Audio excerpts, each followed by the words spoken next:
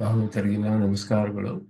ಶ್ರೀನಿವಾಸ ಇತಿ ಶ್ರೇಷ್ಠದಯಾ ಪಾತ್ರಂ ಗುಣಾನ್ವಿತಃ ಕೌಶಿಕೋನಂತರಂಗಾರ್ಯಶ್ಚಿರಂ ವಿಜೇತಾಂ ಭುವಿ ನ್ಯಸ್ತಾತ್ಮೀಯಭರಂ ವರಪ್ರದ ಗುರೋ ವೈರಾಗ್ಯ ಭಾಗ್ಯೋರಧೋ ವೇದಾಂತಾಮೃತಸಾರವಂತಮನಘಾತ್ ಶ್ರೀನಿವಾಸಾತ್ ಗುರೋಃ ಶ್ರೀಶೈಲಾನ್ವಯಕೌಸ್ತುಭस्य ತನಯಂ ಶ್ರೇಯೋನಿಧೇ ಶ್ರೀನಿಧೇಃ ವಂದೇ ಸಾಧುಕಟಾಕ್ಷಕೇಣನಿಲಯಂ ಶ್ರೀಕೃಷ್ಣಸದ್ದೇಶಿಕಂ श्रीवासरङ्गपरकालमुनित्रयाप्तलक्ष्मात्मरक्षणयति त्वयुगागमान्तम् आचार्यभक्तिपरिपूतमदर्घशीलं गोपालदेशिकमुनिं गुरुमाश्रयामः। नारायणाख्यतिराजपदाब्जभृङ्गश्रीवासयोगिगुरुणार्पितभारमीशे भक्त्यादिपूर्णवरदारिकृपात्यचिह्नं श्रीश्रीनिवासमुनिवर्यमहं प्रपद्ये। श्रीनारायणयोगीन्द्रवरदारिकृपाश्रयं रङ्गेशपादविनतं श्रीनिवासमुनिं भजे।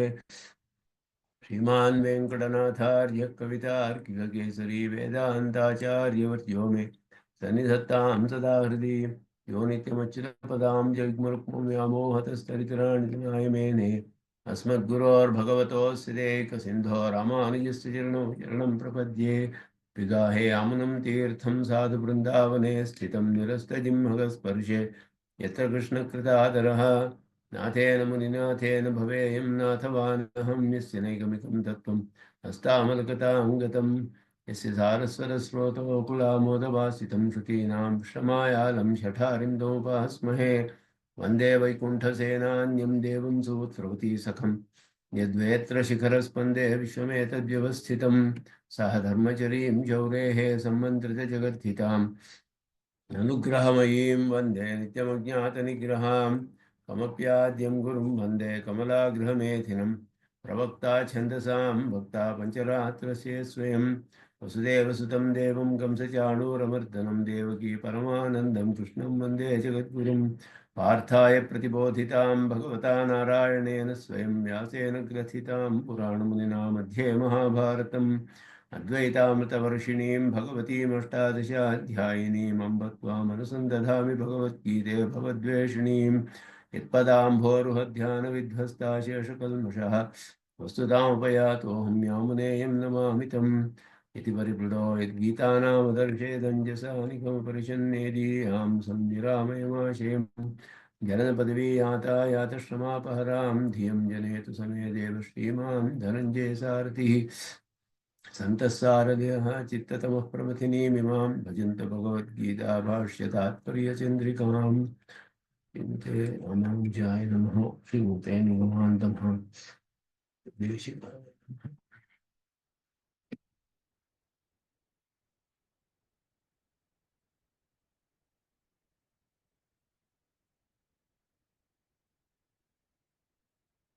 ನಲವತ್ತೆಂಟನೆಯ ಶ್ಲೋಕವನ್ನು ಸ್ವಲ್ಪ ಅರ್ಥವನ್ನು ಅನುಸಂಧಾನ ಮಾಡಿದ್ವಿ ಹೋದ ಕ್ಲಾಸಿನಲ್ಲಿ.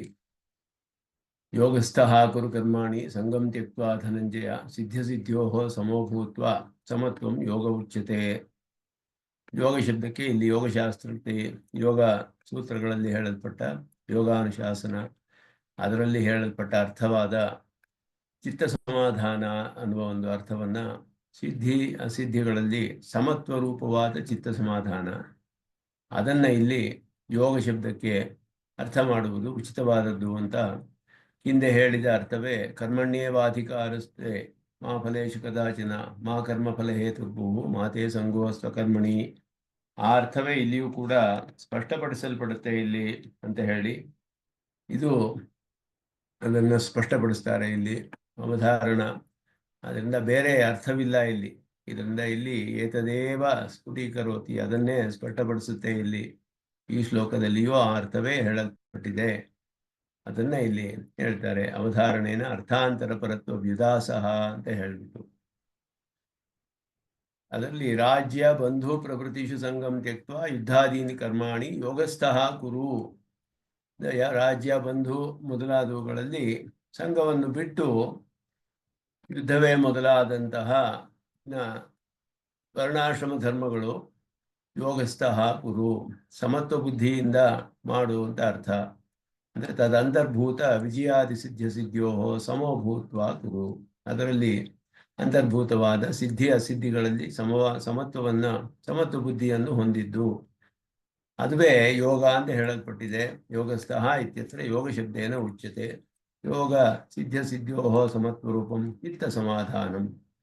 ಅದಕ್ಕೆ ಪ್ರಮಾಣವನ್ನು ತೋರಿಸ್ತಾರೆ ಭಾಷಿಕಾರರು.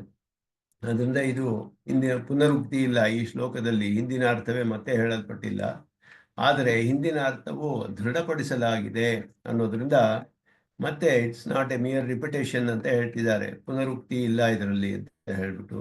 ರಾಜ್ಯ ಬಂಧು ಅಂತ ಹೇಳೋದ್ರಿಂದ ರಾಜ್ಯಗಳಲ್ಲಿ ಸಂಘ ಫಲದ್ವಾರವಾಗಿ ಬಾಧಕ, ರಾಜ್ಯಲ್ಲಿ ಅನುಭವಕ್ಕೆ ಬರುವಂತಹದ್ದು. ಆದ್ದರಿಂದ ಅಲ್ಲಿ ಫಲದ್ವಾರಕ. ಬಂಧು ಮೊದಲಾದವುಗಳಲ್ಲಿ ಯುದ್ಧಾದಿ ಅನನುಷ್ಠಾನ ದ್ವಾರ. ಅದರಿಂದ ಈ ಅವನ ವರ್ಣಾಶ್ರಮ ಧರ್ಮ ಮಾಡದೇ ಇರೋ ಹಾಗೆ ಮಾಡುತ್ತೆ. ಬಂಧುಗಳಲ್ಲಿ ಸಂಘ ಅನ್ನೋದು ಇವನ ವರ್ಣಾಶ್ರಮ ಧರ್ಮವಾದ ಧರ್ಮಯುದ್ಧವನ್ನು ಮಾಡದೇ ಇರೋ ಹಾಗೆ ಮಾಡುತ್ತೆ. ಆದ್ದರಿಂದ ಎರಡೂ ಕೂಡ ಬಿಡಬೇಕಾದದ್ದು. ತ್ಯಾಜ್ಯತ್ವಾತ್ ಸಂಘ ಶಬ್ದೇನ ಸಂಗೃಹೀತಂ. ಸಂಘ ಅನ್ನೋ ಶಬ್ದದಿಂದ ಎರಡೂ ಕೂಡ ಸಂಗೃಹೀತವಾಗಿದೆ. ಯುದ್ಧಾದೀನಿ ಅಂತ ಹೇಳಿರೋದು ಯುದ್ಧವನ್ನ ಯಾಕೆ ವಿಶೇಷವಾಗಿ ಹೇಳಿದ್ರು ಅಂದರೆ, ಇಲ್ಲಿ ಪ್ರಕೃತವಾದ್ದರಿಂದ ಯುದ್ಧ ಅನ್ನುವ ಶಬ್ದವನ್ನ ಇಲ್ಲಿ ಉಪಯೋಗಿಸಿದ್ದಾರೆ. ಎಲ್ಲವನ್ನೂ ಸೂಚಿಸುತ್ತೆ ಅಂತ ಅರ್ಥ. ಆನುಷಂಗಿಕತ್ವ ಸೂಚನಾಯ ಉಕ್ತಂ ತದಂತರ್ಭೂತಂ. ಅದನ್ನ ಅನುಸರಿಸಿ ಬರುವಂತಹದ್ದು ಸಿದ್ಧಿ ಮೊದಲಾದದ್ದು, ವಿಜಯ ಮೊದಲಾದವುಗಳೆಲ್ಲ ಯುದ್ಧದಲ್ಲಿ ಉಂಟಾಗುವ ಜಯ ವಿಜಯಾದಿಗಳು. ಒಂದು ವರ್ಣಾಶ್ರಮ ಧರ್ಮ ಮಾಡುವಾಗ ಅದಕ್ಕೆ ಅನುಸರಿಸಿದಂತೆ ಸುಖ ದುಃಖಗಳಾಗಲಿ ಮೊದಲಾದದ್ದೆಲ್ಲ ಅದನ್ನ ಅನುಸರಿಸಿ ಬರುತ್ತೆ. ಆದ್ದರಿಂದ ಇದು ಆನುಷಂಗಿಕ ಅನುಸಂಗ, ಅದರ ಜೊತೆ ಸೇರಿ ಬರುವಂತಹದ್ದು. ಲಾಭೋ ಜಯವು ಅಂತ ಮೊದಲು ಹೇಳಿದ್ದು ಅದುವೇ ಅರ್ಥ ಇಲ್ಲಿ. ವಿಜಯಾದೀನಿ ಅಂತ ಇಲ್ಲಿ ಹೇಳ್ತಾ ಇದ್ದಾರೆ. ಅದನ್ನೆಲ್ಲ ತದಂತರ್ಭೂತ ವಿಜಯಾದಿ ಸಿದ್ಧಿ ಅಸಿದ್ಧ್ಯೋ ಸಮೋಭೂತ್ವ ಕುರು. ಯೋಗಸ್ಥಃ ಸಿದ್ಧ ಸಿದ್ಧ್ಯೋ ಸಮೋಭೂತ್ವ ಇತಿ ಏತಯೋಃ ಅನಯೋಃ ಏಕವಾಕ್ಯತ್ವೇ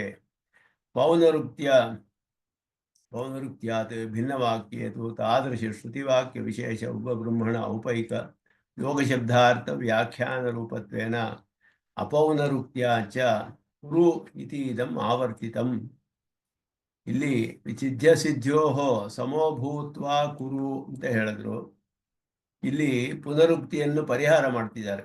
ಯೋಗಸ್ಥಃ ಅಂತ ಹೇಳಿ ಕುರು ಕರ್ಮಾಣಿ ಅಂತ ಹೇಳಿ ಸಿದ್ಧ ಸಿದ್ಧ್ಯೋ ಸಮೋಭೂತ್ವ ಅಂತ ಹೇಳಿರೋದ್ರಿಂದ ಯೋಗಸ್ಥಃ ಸಿದ್ಧ ಸಿದ್ಧ್ಯೋ ಸಮೋಭೂತ್ವ ಎರಡೂ ಒಂದೇ ತಾನೇ ಅರ್ಥ. ಇದಕ್ಕೆ ಎರಡೂ ಏಕವಾಕ್ಯತ್ವ ಆಗಿಬಿಟ್ರೆ ಯೋಗಸ್ಥಃ ಸಿದ್ಧ ಸಿದ್ಧ್ಯೋ ಸಮೋಭೂತ್ವ ಅಂದ್ರೆ ಪುನರುಕ್ತಿ ಆಯಿತು.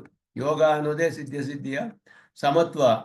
ಆದ್ದರಿಂದ ಇದು ಮತ್ತೆ ಹೇಳಿದಾಗುತ್ತೆ. ಈ ಶ್ಲೋಕದಲ್ಲಿಯೇ ಎರಡು ಸತಿ ಅದನ್ನೇ ಹೇಳಿದ ವಿಷಯವನ್ನೇ ಹೇಳಿದಾಗುತ್ತೆ. ಆದ್ದರಿಂದ ಪುನರುಕ್ತಿ ಆಯಿತು. ಆದ್ದರಿಂದ ಇದನ್ನ ಭಿನ್ನವಾಕ್ಯವಾಗಿ ಮಾಡ್ತಿದ್ದಾರೆ. ಯೋಗಸ್ಥಃ ಅನ್ನೋದು ಒಂದು ಬೇರೆ ಅರ್ಥವನ್ನು ಹೇಳಿ, ಸಿದ್ಧ ಸಿದ್ಧ್ಯೋ ಸಮಭೂತ್ವ ಅನ್ನೋದಕ್ಕೆ ಇನ್ನೊಂದು ಅರ್ಥವನ್ನು ಹೇಳಿ, ಪುನರುಕ್ತಿ ಇಲ್ಲ ಅನ್ನೋದು ಇಲ್ಲಿ ಉಚಿತವಾದದ್ದು.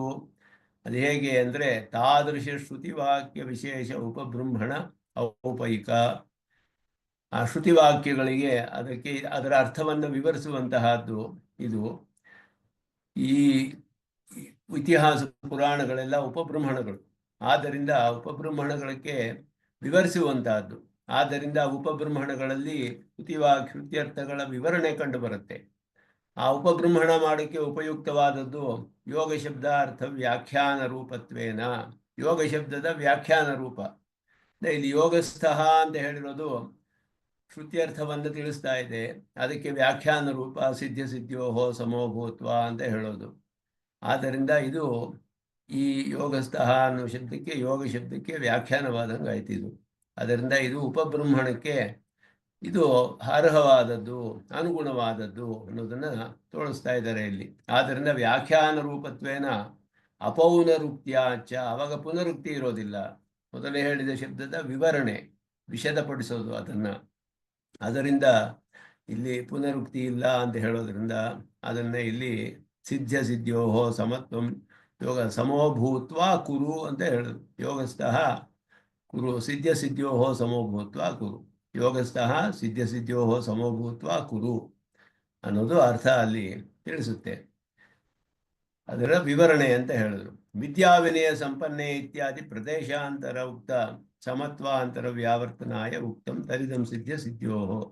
ಇದು ಯೋಗ ಶಬ್ದದಿಂದ ಇಲ್ಲಿ ಹೇಳ್ತಾ ಇರೋದು ಸಿದ್ಧಿ ಅಸಿದ್ಧಿ ಮೊದಲಾದ ಹೊರತು ಯೋಗ ಸಮತ್ವಂ ಯೋಗ ಉಚ್ಯತೆ ಅಂತ ಹೇಳಿಬಿಟ್ಟು ಇಲ್ಲಿ ಹೇಳಿರುವಂತಹದ್ದು.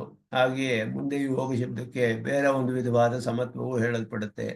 ಎಲ್ಲ ಪ್ರಾಣಿಗಳಲ್ಲಿಯೂ ಆತ್ಮಸ್ವರೂಪ ಏಕರೂಪವಾದದ್ದು ಅನ್ನುವ ಸಮತ್ವ ರೂಪವು ಯೋಗ ಅನ್ನುವ ಶಬ್ದದಿಂದ ಹೇಳಲ್ಪಡುತ್ತೆ. ಆದ್ದರಿಂದ ಆ ಸಮತ್ವವು ಇಲ್ಲಿ ನಮಗೆ ಇಲ್ಲಿ ಉಪದಿಷ್ಟವಾಗಿಲ್ಲ. ಇಲ್ಲಿ ಹೇಳಿರುವ ಸಮತ್ವ ಅನ್ನೋದು ಸಿದ್ಧಿಗಳಲ್ಲಿ ಏಕರೂಪವಾದ ಬುದ್ಧಿಯನ್ನು ಹೊಂದಿ ಅಂತ ಹೇಳೋದಿಲ್ಲ. ಆದ್ದರಿಂದ ಅದನ್ನ ಇಲ್ಲಿ ಪ್ರದೇಶಾಂತರ ಉಕ್ತ ಸಮತ್ವಾಂತರ ವ್ಯಾವರ್ತನಾಯ, ಬೇರೆ ಕಡೆ ವಿದ್ಯಾ ವಿನಯ ಸಂಪನ್ನೆ ಬ್ರಾಹ್ಮಣೆ ಗವಿಹಸ್ತಿನಿ ಎಲ್ಲರಲ್ಲಿಯೂ ಆತ್ಮ ಏಕರೂಪನಾಗಿದ್ದಾನೆ ಅನ್ನುವ ಸಮತ್ವ ಬುದ್ಧಿ ಅಲ್ಲಿ. ಇಲ್ಲಿ ಯುದ್ಧ ಮಾಡುವಾಗ ಅದರಲ್ಲಿ ಬರುವ ಜಯ ವಿಜಯಗಳು ಅದೆಲ್ಲ ಸುಖ ದುಃಖಗಳು ಎಲ್ಲ ಬರುತ್ತೆ. ಅದರಲ್ಲಿ ನೀನು ಸಮತ್ವದ ಬುದ್ಧಿಯನ್ನು ಹೊಂದಿ ಮಾಡಬೇಕು ಅಂತ ಹೇಳ್ತಾ ಇರುವಂತಹ ಉಪದೇಶ ಇಲ್ಲಿರೋದು. ಸಾರ್ವತ್ರಿಕ ಯೋಗ ಶಬ್ದ ಪ್ರಯೋಗ ವಿಷಯ ವ್ಯಾವೃತ್ಯರ್ಥಂ ಉಕ್ತಂ ಯೋಗಸ್ಥಃ ಇತ್ಯತ್ರ. ಅದರಿಂದ ಯೋಗಸ್ಥಃ ಅನ್ನೋದಕ್ಕೆ ಎಲ್ಲ ಕಡೆಯೂ ಬರುವ ಯೋಗ ಶಬ್ದ ಆ ಶಬ್ದ ಪ್ರಯೋಗದ ವಿಷಯಕ್ಕಿಂತ ಇಲ್ಲಿ ಇನ್ನೊಂದು ಅರ್ಥವು ಹೇಳಲ್ಪಟ್ಟಿದೆ. ಆ ಅರ್ಥವು ಯೋಗಾನುಶಾಸನದಲ್ಲಿ ನಮಗೆ ತಿಳಿದು ಬರುವ ಅರ್ಥವೇ ಹೊರತು ಇದು ಯೋಗ ಶಬ್ದಕ್ಕೆ ಅರ್ಥ ಈ ರೀತಿ ಮಾಡೋದಕ್ಕೆ ಆಗೋದೇ ಇಲ್ಲ ಅಂತ ಹೇಳಕ್ಕಾಗೋದಿಲ್ಲ. ಎಲ್ಲ ಕಡೆಯಲ್ಲಿಯೂ ಯೋಗ ಶಬ್ದಕ್ಕೆ ಒಂದು ಅರ್ಥ ಇರಬಹುದು. ಆ ಅರ್ಥವನ್ನು ಇಲ್ಲಿ ಹೇಳದೆ ಯೋಗ ಶಬ್ದಕ್ಕೆ ಇಲ್ಲಿ ಒಂದು ವಿಶೇಷವಾದ ಅರ್ಥ ಹೇಳೋದು, ಅದಕ್ಕೂ ಕೂಡ ಪ್ರಮಾಣವಿದೆ ಅಂತ ತೋರಿಸ್ತಾರೆ ಇಲ್ಲಿ. ಯೋಗ ಶಬ್ದಸ್ಯ ಸಿದ್ಧಿ ಅಸಿದ್ಧಿ ಸಾಮ್ಯೆ ಕ್ವಚಿದಪಿ ಪ್ರಯೋಗ ನ ದೃಶ್ಯತೆ ಅಂತ ಆಕ್ಷೇಪ ಬಂದರೆ ಹೇಳ್ತಾರೆ ಇಲ್ಲಿ ಯೋಗ ಸಿದ್ಧಿಯೋಹೋ ಸಮತ್ವ ರೂಪಂ ಚಿತ್ತ ಸಮಾಧಾನೇ ಪ್ರಯೋಗ ತಾವತ್ ಶಾಸನಾದಿ ಸಿದ್ಧ ಇದಮಪಿ ಸಮತ್ವಂ ತದ್ರೂಪಮಿತಿ ಯೋಗ ಶಬ್ದಾರ್ಥ ಇದೆಯ. ಇಲ್ಲಿಯೂ ಕೂಡ ಯೋಗ ಶಬ್ದವು ಅದೇ ಅರ್ಥದಲ್ಲಿಯೇ ಇದೆ, ಯೋಗಾನುಶಾಸನದಲ್ಲಿ ಹೇಳುವ ಅರ್ಥದಲ್ಲಿದೆ ಇಲ್ಲಿ. ಆದ್ದರಿಂದ ಈ ಗೀತಾಶಾಸ್ತ್ರದಲ್ಲಿ ಯೋಗ ಶಬ್ದಕ್ಕೆ ಎಲ್ಲ ಕಡೆಯೂ ಬೇರೆ ಅರ್ಥ ಇದೆ, ಆದರೆ ಇಲ್ಲಿ ಆ ರೀತಿಯಾದ ಅರ್ಥವಿಲ್ಲ. ಇಲ್ಲಿ ಯೋಗಾನುಶಾಸನದಲ್ಲಿ ಪ್ರಸಿದ್ಧವಾದ ಅರ್ಥವು ಹೇಳಲ್ಪಟ್ಟಿದೆ ಅಂತ ಹೇಳಿ ಅದನ್ನೇ ಕರ್ಮಣ್ಯೇವಾಧಿಕಾರಸ್ಥೆ ಎನ್ನುವ ಶ್ಲೋಕದ ಅರ್ಥವನ್ನೇ ಸ್ಪಷ್ಟಪಡಿಸಿಕೊಂಡು ಆ ಸಿದ್ಧಿ ಅಸಿದ್ಧಿಗಳಲ್ಲಿ ಸಮತ್ವವಾದ ಬುದ್ಧಿಯನ್ನು ಹೊಂದಿ ಸಂಘವಿಲ್ಲದೆ ನೀನು ಯುದ್ಧವನ್ನು ಮಾಡು. ರಾಜ್ಯ ಬಂಧು ಮೊದಲಾದವುಗಳಲ್ಲಿ ಇವನಿಗೆ ಇದ್ದಿದ್ದು ಅದುವೇ ಮೊದಲು ಉಂಟಾಗಿದ್ದು. ಆರಂಭದಲ್ಲಿ ಯುದ್ಧ ಮಾಡೋದಿಲ್ಲ ಅಂತ ಹೇಳಿದಾಗ ಅವನಿಗೆ ಮೋಹದಿಂದ ಬುದ್ಧಿಯಲ್ಲಿ ಮೋಹ ಉಂಟಾಗಿ ಅವನಿಗೆ ಅಸ್ಥಾನ ಸ್ನೇಹ ಕಾರುಣ್ಯಗಳೆಲ್ಲ ಉಂಟಾಗಿತ್ತು. ಆದ್ದರಿಂದ ನೀನು ಅದನ್ನೆಲ್ಲ ಸಮತ್ವ ರೂಪದಿಂದ ಮಾಡಬೇಕು ಯುದ್ಧಾದಿಗಳನ್ನ ಅಂತ ಹೇಳಿದ್ರೆ ನಿನ್ನ ವರ್ಣಾಶ್ರಮ ಧರ್ಮಗಳು ಅಂತ ಎಲ್ಲರಿಗೂ ಅನ್ವಯಿಸುವಂತಹದ್ದು. ಇಲ್ಲಿ ಪ್ರಕೃತವಾದದ್ದು ಯುದ್ಧವಾದ್ದರಿಂದ ಯುದ್ಧ ಅನ್ನುವ ಶಬ್ದದಿಂದ ಹೇಳಲ್ಪಟ್ಟಿದೆ. ಆದ್ದರಿಂದ ಸಿದ್ಧಿ ಅಸಿದ್ಧಿಗಳಲ್ಲಿ ಸಮತ್ವ ಬುದ್ಧಿಯನ್ನು ಹೊಂದುವುದೇ ಯೋಗ ಅನ್ನುವುದ ಅರ್ಥ ಇಲ್ಲಿ. ಅದುವೇ ಇಲ್ಲಿ ಯೋಗ ಅನ್ನುವ ಶಬ್ದದಿಂದ ಹೇಳಲ್ಪಟ್ಟಿದೆ.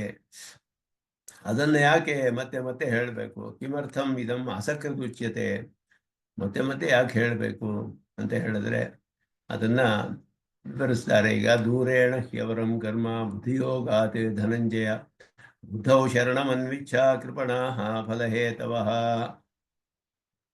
ಇಲ್ಲಿ ಶಬ್ದಗಳಿಗೆ ಅರ್ಥ ಮಾಡಬೇಕು, ಒಂದಕ್ಕೊಂದಕ್ಕೆ ಸಂಗತವಾಗಿಯೇ ಅರ್ಥ ಮಾಡಬೇಕು. ಅಸಂಗತವಾಗಿ ಬಂದಿಲ್ಲ ಯಾವುದು ಶ್ಲೋಕಗಳು. ಉಪದೇಶ ಮಾಡುವಾಗ ಎಲ್ಲ ಸಂಗತವಾಗಿ ಬರುತ್ತೆ ಶ್ಲೋಕಗಳು ಒಂದಾದ ಮೇಲೆ ಒಂದು. ಆದ್ದರಿಂದ ಆ ಶ್ಲೋಕಗಳಿಗೆ ನಾವು ಸಂಗತಿಯನ್ನ ಅರ್ಥ ಮಾಡ್ಕೊಳ್ಬೇಕು. ಅದನ್ನ ಭಾಷ್ಯಕಾರರು ಸ್ಪಷ್ಟವಾಗಿ ತಿಳಿಸ್ತಾರೆ. ಮತ್ತೆ ಮತ್ತೆ ಇದನ್ನೇ ಯಾಕೆ ಹೇಳಬೇಕು ಅಂದ್ರೆ ಅದರ ಒಂದು ಪ್ರಾಶಸ್ತ್ಯವನ್ನು ಹೇಳ್ತಾರೆ. ದೂರೇಣ ಹ್ಯವರಂ ಕರ್ಮ ಬುದ್ಧಿಯೋಗಾತ್ ಧನಂಜನ. ಇಲ್ಲಿ ಬುದ್ಧಿಯೋಗ ಅನ್ನೋ ಶಬ್ದ ಬಂತು. ಬುದ್ಧೌ ಶರಣಮನ್ವಿಚ್ಛ, ಬುದ್ಧಿಯಲ್ಲಿ ಶರಣಮನ್ವಿಚ್ಛ ಕೃಪಣಾಃ ಫಲಹೇತವಃ. ಈ ಅರ್ಥಗಳೆಲ್ಲ ಇಲ್ಲಿ ಈ ಶಬ್ದಗಳಿಗೆ ಹೇಗೆ ಅರ್ಥ ಮಾಡಬೇಕು ಅಂತ ಹೇಳಿದ್ರೆ ಇದನ್ನ ಸ್ಪಷ್ಟಪಡಿಸ್ತಾರೆ ಇಲ್ಲಿ. ಯೋಯಂ ಪ್ರಧಾನ ಫಲತ್ಯಾಗ ವಿಷಯ ಅವಾಂತರ ಫಲ ಸಿದ್ಧಿ ಅಸಿದ್ಧೋ ಸಮತ್ವ ವಿಷಯಶ್ಚ ಬುದ್ಧಿಯೋಗ.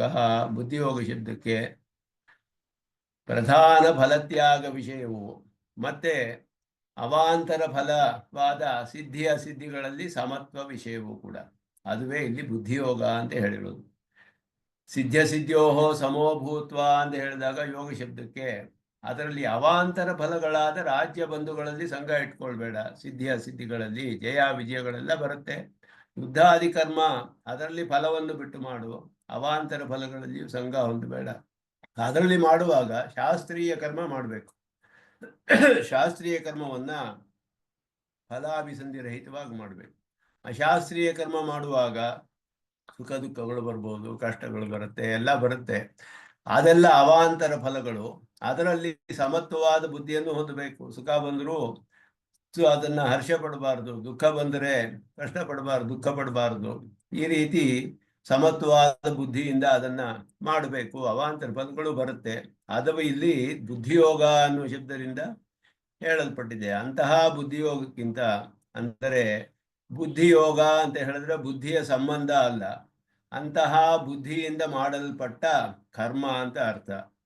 ಅಂತಹ ಬುದ್ಧಿಯಿಂದ ಮಾಡಲ್ಪಟ್ಟ ಕರ್ಮ ತದ್ಯುಕ್ತಾತ್ ಕರ್ಮಣಃ. ಅಂತಹ ಬುದ್ಧಿಯೋಗವನ್ನು ಹೊಂದಿರುವ ಕರ್ಮಕ್ಕಿಂತ ಇತರತಿ ಕರ್ಮ ದೂರೇಣ ಅವರಂ. ಇನ್ನು ಮಿಕ್ಕ ಕರ್ಮಗಳು ಬಹಳವಾದ ವ್ಯತ್ಯಾಸ ಇದೆ, ಬಹಳ ನಿಕೃಷ್ಟವಾದದ್ದು. ಅದಕ್ಕೂ ಇದಕ್ಕೂ ಇರುವ ವ್ಯತ್ಯಾಸ ಎಷ್ಟು ಅಂದರೆ ದೂರೇಣ ಅವರಂ ಅಂತ ಹೇಳಿದ್ರು. ಬಹಳ ನಿಕೃಷ್ಟವಾದದ್ದು ಅಂತ ಅರ್ಥ. ಅದು ಅತ್ಯಂತ ನಿಕೃಷ್ಟವಾದದ್ದು. ಬುದ್ಧಿಯೋಗದೊಡನೆ ಮಾಡುವ ಕರ್ಮಕ್ಕಿಂತ ಬುದ್ಧಿಯೋಗವಿಲ್ಲದೆ ಮಾಡುವಂತಹ ಇತರ ಕರ್ಮಗಳು ಬಹಳ ನಿಕೃಷ್ಟವಾದದ್ದು. ಬುದ್ಧಿಯೋಗದಿಂದ ಅಂತ ಹೇಳಿದ್ರೆ ಬುದ್ಧಿಯೋಗಕ್ಕಿಂತ ಅವರಂ ಕರ್ಮ ಅಂತ ಹೇಳಿದ್ರೆ ಇತರತ್ ಬುದ್ಧಿಯೋಗಕ್ಕೂ ಕರ್ಮಕ್ಕೂ ಅಲ್ಲಿ ಹೇಳ್ತಾ ಇಲ್ಲ, ಇಲ್ಲಿ ಅನ್ವಯ ಇರೋದು. ಬುದ್ಧಿಯೋಗದಿಂದ ಮಾಡುವ ಕರ್ಮಕ್ಕೂ ಇತರ ಕರ್ಮಕ್ಕೂ ಅಂತ ಅರ್ಥ. ದೂರೇಣ ಹಿ ಅವರಂ ಕರ್ಮ ಬುದ್ಧಿಯೋಗಾತ್ ಧನಂಜಯ. ಬುದ್ಧಿಯೋಗಕ್ಕಿಂತ ಕರ್ಮವು ಬಹಳ ನಿಕೃಷ್ಟವಾದದ್ದು ಅಂತ ಹೇಳಲ್ಪಟ್ಟಿತು. ಬುದ್ಧಿಯೋಗಕ್ಕಿಂತ ಕರ್ಮ ಅಂತ ಹೇಳಿದ್ರೆ, ಬುದ್ಧಿಯೋಗ ಅಂದ್ರೆ ಏನರ್ಥ? ಸಿದ್ಧಿಗಳಲ್ಲಿ ಫಲದಲ್ಲಿ ಆಶೆ ಇಲ್ಲದೆ ಮಾಡುವಂತಹ, ಅದರ ಸಿದ್ಧಿಗಳಲ್ಲಿ ಸಮತ್ವ ರೂಪದ ಬುದ್ಧಿಯಿಂದ ಮಾಡುವಂತಹ ಕರ್ಮ ಏನಿದೆಯೋ ಅದಕ್ಕೆ ಹೋಲಿಸಿದರೆ ಮಿಕ್ಕ ಕರ್ಮಗಳು ಬಹಳ ನಿಕೃಷ್ಟವಾದವು ಅನ್ನೋದು ಅರ್ಥ ಇಲ್ಲಿ. ಬುದ್ಧಿಯೋಗಾತ್ ಅಂದ್ರೆ ಆ ಬುದ್ಧಿಯೋಗದಿಂದ ಮಾಡುವ ಕರ್ಮಗಳಿಂದ ಅಂತ ಅರ್ಥ. ಕರ್ಮಗಳಿಗೆ ಹೋಲಿಸಿದರೆ ಅನ್ನೋ ಅರ್ಥ ಮಾಡ್ಬೇಕಲ್ಲಿ. ಬುದ್ಧವು ಶರಣಮನ್ವಿಚ್ಛ. ಬುದ್ಧಿಯಲ್ಲಿಯೇ ನೀನು ಅಂತಹ ಬುದ್ಧಿಯನ್ನ ವಾಸಸ್ಥಾನವಾಗಿ ಹೊಂದು ಅಂತ ಅರ್ಥ ಇಲ್ಲಿ ಹೇಳುವಾಗ. ಅದೇ ಮಹಾದಿದಂ ದ್ವಯೋಹೋ ಉತ್ಕರ್ಷ ಅಪಕರ್ಷ ರೂಪಂ ವೈರೂಪ್ಯಂ ಅಂದ್ರು. ದೂರೇಣ ಅವರಂ ಅಂತ ಹೇಳಿರುವಾಗ ಬಹಳ ಮಹತ್ತಾದದ್ದು. ಉತ್ಕರ್ಷ ಅಪಕರ್ಷಗಳ ರೂಪವಾದ ಎರಡು ವಿಧವಾದ ರೂಪ. ಇದು ಒಂದು ಉತ್ಕರ್ಷ, ಒಂದು ಅಪಕರ್ಷ. ಒಂದು ಉತ್ಕೃಷ್ಟವಾದದ್ದು, ನಿಕೃಷ್ಟವಾದದ್ದು. ಒಂದಕ್ಕೆ ಬಹಳ ಪ್ರಾಶಸ್ತ್ಯವಿದೆ, ಒಂದು ಬಹಳ ಕೆಳಮಟ್ಟದ್ದು. ಅದೆರಡು ವ್ಯತ್ಯಾಸ ಎಷ್ಟು ಅಂತ ಹೇಳಿದ್ರೆ ಅತ್ಯಂತ ಅಧಿಕವಾಗಿದೆ. ಮಹದಿದಂ ಅಂತ ಹೇಳಿದ್ರು ವೈರೂಪ್ಯಂ. ಮಹತ್ತಾದ ವ್ಯತ್ಯಾಸವಿದೆ ಎರಡಕ್ಕೂ. ಯಾಕೆ ಅಂತ ಹೇಳಿದ್ರೆ, ಏನು ಈ ಮಹತ್ತಾದ ವ್ಯತ್ಯಾಸ ಅಂದ್ರೆ, ಉಕ್ತ ಬುದ್ಧಿಯೋಗ ಯುಕ್ತಂ ಕರ್ಮ ನಿಖಿಲ ಸಾಂಸಾರಿಕ ದುಃಖಂ ವಿನಿವರ್ತ್ಯ ಪರಮ ಪುರುಷಾರ್ಥ ಲಕ್ಷಣಂ ಚ ಮೋಕ್ಷಂ ಪ್ರಾಪಯತಿ. ಬುದ್ಧಿಯೋಗಾತ್ ಅವರಂ ಅಂತ ಹೇಳಿದ್ರೆ, ಈ ಬುದ್ಧಿಯೋಗದಿಂದ ಮಾಡುವ ಕರ್ಮಗಳು ಎಲ್ಲ ವಿಧವಾದ ಸಾಂಸಾರಿಕ ದುಃಖವನ್ನು ನಾಶ ಮಾಡಿ ಪರಮ ಪುರುಷಾರ್ಥ ಲಕ್ಷಣವಾದ ಮೋಕ್ಷವನ್ನು ಪಡೆಯೋದಕ್ಕೆ ಕಾರಣವಾಗುತ್ತೆ. ಇತರತ್ ಅಪರಿಮಿತ ದುಃಖ ರೂಪಂ ಸಂಸಾರಂ. ಒಂದು ನಿಖಿಲ ಸಾಂಸಾರಿಕ ದುಃಖಂ ವಿನಿವರ್ತ್ಯ, ಇನ್ನೊಂದು ಅಪರಿಮಿತ ದುಃಖ ರೂಪಂ ಸಂಸಾರಂ. ಅಷ್ಟು ವ್ಯತ್ಯಾಸವಿದೆ. ಒಂದು ಸಂಸಾರಕ್ಕೂ ಮೋಕ್ಷಕ್ಕೂ ಇರುವ ವ್ಯತ್ಯಾಸ. ಒಂದು ಮೋಕ್ಷವನ್ನೇ ಪಡೆಯೋಕ್ಕೆ ಕಾರಣವಾಗುತ್ತೆ. ಎಲ್ಲ ವಿಧವಾದ ಸಾಂಸಾರಿಕ ದುಃಖಗಳನ್ನು ನಾಶಪಡಿಸಿ ಪರಮಪುರುಷಾರ್ಥ ಲಕ್ಷಣವಾದ ಮೋಕ್ಷಕ್ಕೆ ಕಾರಣವಾಗುತ್ತೆ. ಇನ್ನೊಂದು ಅಪರಿಮಿತವಾದ ದುಃಖ ರೂಪವಾದ ಸಂಸಾರದಲ್ಲಿರೋ ಹಾಗೆ ಮಾಡುತ್ತೆ. ಆದ್ರಿಂದ ಎರಡು ಕರ್ಮಗಳಿಗೂ ಅತ್ಯಂತ ವ್ಯತ್ಯಾಸವಿದೆ. ಬುದ್ಧಿಯೋಗದಿಂದ ಮಾಡುವ ಕರ್ಮವು, ಅದು ಇಲ್ಲದೆ ಮಾಡುವ ಕರ್ಮವು. ಬುದ್ಧಿಯೋಗ ಅಂದ್ರೆ ಸಿದ್ಧಿಗಳಲ್ಲಿ ಸಮತ್ವ ಬುದ್ಧಿ, ಫಲಾಶಾ ತ್ಯಾಗದಿಂದ ಮಾಡುವಂತಹದ್ದು. ಅಂತಹ ಕರ್ಮಕ್ಕೂ ಹಾಗೆ ಇಲ್ಲದೆ ಮಾಡುವಂತಹ ಕರ್ಮಕ್ಕೂ ಅತ್ಯಂತ ವ್ಯತ್ಯಾಸವಿದೆ. ಆದ್ದರಿಂದ ಕರ್ಮಣಿ ಕ್ರಿಯಮಾಣೆ, ಕರ್ಮಗಳನ್ನು ಮಾಡುವಾಗ ಮುಕ್ತಾಯಾಮ್ ಬುದ್ಧೌ ಶರಣಮನ್ವಿಚ್ಛ. ಶರಣಂ ವಾಸಸ್ಥಾನಂ. ಇಲ್ಲಿ ಇದಕ್ಕೆ ಅರ್ಥವೇ ಬಹಳ ವಿಶೇಷವಾದ ಅರ್ಥ ಮಾಡ್ತಾರೆ. ಬುದ್ಧೌ ಶರಣಮನ್ವಿಚ್ಛ ಅಂದ್ರು. ಶರಣ ಅಂದರೆ ವಾಸಸ್ಥ. ಶರಣಕ್ಕೆ ಬೇಕಾದಷ್ಟು ಅರ್ಥ ಪರ್ಯಾಯ ಪದಗಳಿದೆ. ಉಪಾಯೇ ಗೃಹರಕ್ಷಿತ್ರೋಹೋ ಅಂತ ಹೇಳಿಬಿಟ್ಟು ಉಪಾಯ ಅನ್ನುವ ಅರ್ಥದಲ್ಲಿ ಶರಣ ಶಬ್ದಕ್ಕೆ ಅರ್ಥವಿದೆ. ಇದು ಅಹಿರ್ಬುಂದಿ ಸಂಹಿತೆಯಲ್ಲಿ ಹೇಳಿದೆ. ಮುಂದೆ ಸ್ವಾಮಿ ದೇಶಿಕನ್ ಅದನ್ನು ಉದಾಹರಿಸ್ತಾರೆ, ಅದನ್ನು ತಿಳಿಸ್ತಾರೆ ತಾತ್ಪರ್ಯ ಚಂದ್ರಿಕೆಯಲ್ಲಿ. ಅಹಿರ್ಬುದ್ಧ ಸಂಹಿತೆಯಲ್ಲಿ ಉಪಾಯವು ಗೃಹರಕ್ಷಿತ್ರೋಹೋ ಶಬ್ದ ಶರಣಮಿತ್ಯಪಿ ಅಂತ ಶರಣ ಶಬ್ದಕ್ಕೆ ಪ್ರಯೋಗವು ಅನೇಕ ಅರ್ಥಗಳಲ್ಲಿ ಪ್ರಯೋಗವಿದೆ ಅನ್ನೋದು ಪ್ರಮಾಣವಿದೆ. ಒಂದು ಉಪಾಯ ಅರ್ಥದಲ್ಲಿದೆ. ಮಾಮೇಕಂ ಶರಣಂ ವ್ರಜ, ನನ್ನನ್ನೇ ಉಪಾಯ ಅಂತ ಸ್ವೀಕರಿಸಿ ನನ್ನಲ್ಲಿ ಪ್ರಪತ್ತಿ ಮಾಡು. ಸರ್ವಧರ್ಮಾನ್ ಪರಿತ್ಯಜ್ಯ ಮಾಮೇಕಂ ಶರಣಂ ವ್ರಜ, ಶರಣ ಶಬ್ದಕ್ಕೆ ಉಪಾಯ ಅಂತ ಅರ್ಥ. ಅಲ್ಲಿ ನನ್ನನ್ನೇ ಉಪಾಯವನ್ನಾಗಿ ಸ್ವೀಕಾರ ಮಾಡು ಅಂತ ಅರ್ಥ. ಸ್ವೀಕಾರ ಮಾಡಿ ಪ್ರಪತ್ತಿ ಮಾಡುವಂತ ಅರ್ಥ ಅಲ್ಲಿ. ಇನ್ನೊಂದು ಗೃಹ ಅನ್ನುವ ಅರ್ಥದಲ್ಲಿದೆ ಶರಣ ಶಬ್ದಕ್ಕೆ. ಹಾಗೆಯೇ ರಕ್ಷಕ ಅನ್ನುವ ಅರ್ಥದಲ್ಲಿದೆ. ಶರಣ್ಯ ಶರಣ ಅಂತ ಹೇಳುವಾಗ ಶರಣ ಶಬ್ದಕ್ಕೆ ರಕ್ಷಕ ಅಂತಾನೂ ಅರ್ಥವಿದೆ. ಗೃಹ ಅನ್ನುವ ಅರ್ಥದಲ್ಲಿ ವಾಸಸ್ಥಾನ ಅನ್ನುವ ಅರ್ಥ ಬರುತ್ತೆ. ಬುದ್ಧಿ ಹೇಗೆ ವಾಸಸ್ಥಾನ, ಗೃಹದಂತೆ ಬುದ್ಧಿ ವಾಸಸ್ಥಾನ ಆಗುತ್ತೆಯೇ ಅಂತ ಹೇಳಿದ್ರೆ, ತಸ್ಯಾಮೇವ ಬುದ್ಧೌ ವರ್ತಸ್ವ, ಆ ಬುದ್ಧಿಯೊಡನೆಯೇ ನೀನು ಎಲ್ಲ ಕೆಲಸಗಳನ್ನು ಮಾಡು, ಕರ್ಮಗಳನ್ನು. ಆ ಬುದ್ಧಿಯನ್ನು ಆಶ್ರಯಿಸಿ ಕರ್ಮಗಳನ್ನು ಮಾಡುವಂತ ಅರ್ಥ. ಬುದ್ಧಿ ಹೇಗೆ ಆಶ್ರಯ ಸ್ಥಾನ ಆಗುತ್ತೆ, ಗೃಹದಂತೆ ವಾಸಸ್ಥಾನ ಅಂತ ಅರ್ಥ ಮಾಡಿದ್ರು. ಗೃಹ ಅನ್ನುವ ಅರ್ಥ ತೆಗೆದುಕೊಂಡು ವಾಸಸ್ಥಾನ ಅಂತ ಬುದ್ಧಿಗೆ ಶರಣ ಶಬ್ದಕ್ಕೆ ಅರ್ಥ ಮಾಡಿದ್ರೆ, ಬುದ್ಧಿ ಹೇಗೆ ವಾಸಸ್ಥಾನ, ಆ ಬುದ್ಧಿಯನ್ನು ಆಶ್ರಯಿಸಿ ಕರ್ಮಗಳನ್ನು ಮಾಡು, ಅದುವೇ ಅರ್ಥ ಇಲ್ಲಿ. ಕರ್ಮಣಿ ಕ್ರಿಯಮಾಣೆ ಮುಕ್ತಾಯಾಂ ಬುದ್ಧೋ ಶರಣಮನ್ವಿಚ್ಛ, ಬುದ್ಧಿಯನ್ನು ಆಶ್ರಯಿಸು, ಆಶ್ರಯಿಸಿ ಕರ್ಮಗಳನ್ನು ಮಾಡು. ಕೃಪಣಾಹ ಫಲಹೇತವಃ, ಕೃಪಣಾಹ ಜಿಪುಣರು ಅಂತ ಅರ್ಥ. ಫಲಹೇತವಃ ಫಲಸಂಗಾದಿನ ಕರ್ಮ ಕುರ್ವಾಣಾಹ ಕೃಪಣಾಹ ಸಂಸಾರಿಣಃ ಭವೇಯು. ಫಲಸಂಗದಿಂದ ಮಾಡುವವರಿಗೆ ದೀನರು ಅಂತ ಹೇಳಲ್ಪಟ್ಟಿದೆ. ಕೃಪಣಾಹ ಅಂದರೆ ದೀನರು, ಕೃಪಣರು, ದೀನರು, ಜಿಪುಣರು ಈ ಅರ್ಥಗಳೆಲ್ಲ ಬರುತ್ತೆ. ಬಹಳ ದೀನರಾದವರು ಸಂಸಾರಿಗಳೇ ಆಗ್ತಾರೆ. ಅವರು ಫಲದನ್ನ ಆಸೆ ಇಟ್ಟು ಮಾಡ್ತಾರಲ್ಲ ಅವ ಕರ್ಮಗಳನ್ನ, ಅವರು ಕೃಪಣರು ಅಂತ ಹೇಳಲ್ಪಟ್ಟಿದೆ. ಅದರಿಂದ ಕೃಪಣಃ ಯಾಜ್ಞವಲ್ಕ್ಯ, ಗಾರ್ಗಿ ಪ್ರಶ್ನೆ ಮಾಡ್ತಾಳೆ ಬೃಹದಾರಣ್ಯಕ ಉಪನಿಷದಲ್ಲಿ. ಯಾಜ್ಞವಲ್ಕ್ಯರನ್ನ ಪ್ರಶ್ನೆ ಮಾಡ್ತಾಳೆ, ಕಹ ಕೃಪಣಃ ಯಾಜ್ಞವಲ್ಕ್ಯ. ಕೃಪಣ ಅಂದ್ರೆ ಯಾರು ಹೇಳಿದ್ರು, ಯಾರು ಪರಮಾತ್ಮನನ್ನು ತಿಳಿಯದೆ ಈ ಜನ್ಮವನ್ನು ಬಿಟ್ಟು ಹೋಗ್ತಾನೋ ಜಗತ್ತನ್ನ, ಅವರು ಕೃಪಣ ಅಂತ ಹೇಳಿದ್ರು ಅವರು ಅಲ್ಲಿ ಅರ್ಥ ಮಾಡುವಾಗ. ದೀನನು ಸಂಸಾರದಲ್ಲಿರುವವನು ಅನ್ನುವ ಅರ್ಥ. ಯಹ ತಮ್ ಅವಿಜ್ಞಾನ ಅವನು ತಿಳಿಯದೆ ಈ ಶರೀರವನ್ನು ಬಿಟ್ಟು ಹೋಗ್ತಾನಲ್ಲ ಈ ಜನ್ಮವನ್ನ, ಅವನು ಮತ್ತೆ ಯಾರು ತಿಳಿದು ಹೋಗ್ತಾರೋ ಅವರು ಸುಕೃತಿಗಳು. ಕೃಪಣರು ಅಂದ್ರೆ ಪರಮಾತ್ಮನ ತಿಳಿಯದೆ ಹೋಗ್ತಾರಲ್ಲ ಅವರು ಕೃಪಣರು ಅಂತ ಬೃಹದಾರಣ್ಯಕ ಉಪನಿಷತ್ತಿನಲ್ಲಿ ಬರುತ್ತೆ.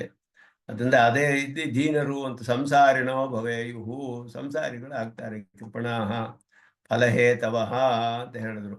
ಕೃಪಣಾಹ ಫಲಹೇತವಃ ಅಂದ್ರೆ ಫಲಸಂಗಾದಿನ ಕರ್ಮ ಕುರ್ವಾಣಾಹ ಅಂತ ಅರ್ಥ. ಫಲಹೇತವಃ ಅಂದ್ರೆ ಫಲಕ್ಕೆ ಕಾರಣವಾಗುವ ಪುರುಷರು ಅಂತ ಅರ್ಥ.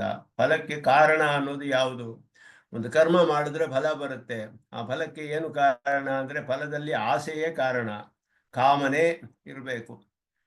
ಜ್ಯೋತಿಷ್ಠೋಮೇನ ಸ್ವರ್ಗ ಕಾಮ ಯಜೇತ, ಸ್ವರ್ಗ ಕಾಮನೆಯೇ ಸ್ವರ್ಗ ಅನ್ನುವ ಫಲ ಉಂಟು ಮಾಡೋಕ್ಕೆ ಕಾರಣ ಅಂತ ಹೇಳಿದ್ರೆ, ಸ್ವರ್ಗ ಕಾಮನೆಯೇ ಆಶಯ ಅದಕ್ಕೆ ಕಾರಣವಲ್ಲ. ಸ್ವರ್ಗ ಕಾಮನೆಯನ್ನು ಉಳ್ಳ ಪುರುಷನು ಕಾರಣ ಆಗ್ತಾನೆ.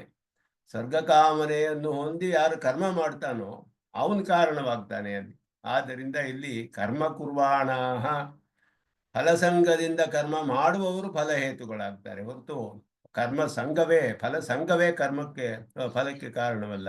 ಫಲಸಂಗವನ್ನು ಹೊಂದಿ ಕರ್ಮ ಮಾಡುವವರು ಪುರುಷರು ಅಂತ ಅರ್ಥ. ಫಲಹೇತವಃ ಆ ಪುರುಷರುಗಳು ಕೃಪಣಾಹ ಕಂಸಾರಿಣೋ ಭವೇಯುಹು. ಆದ್ದರಿಂದ ನೀನು ಈ ಹೇಳಿದಂತಹ ಬುದ್ಧಿಯೋಗದೊಡನೆಯೇ ಕರ್ಮವನ್ನು ಮಾಡು ಅಂತ ಹೇಳಿ ಇಲ್ಲಿ ಅದನ್ನೇ ಯಾಕೆ ಇಲ್ಲಿ ಮತ್ತೆ ಮತ್ತೆ ಹೇಳಬೇಕು ಅಂತ ಸ್ವಾಮಿ ದೇಶಿಕನ್ ತಿಳಿಸ್ತಾರೆ. ಅಭ್ಯಾಸ ರೂಪ ತಾತ್ಪರ್ಯ ಲಿಂಗ ವಿವಕ್ಷಾಂ ಅಭಿಪ್ರಯನ್ ಅಂತ ಹೇಳುದು. ಪೌನರುಕ್ತ್ಯ ಶಂಕಾದ್ವಾರೇಣ ಉತ್ತರ ಶ್ಲೋಕಂ ಅವತಾರೇತಿ.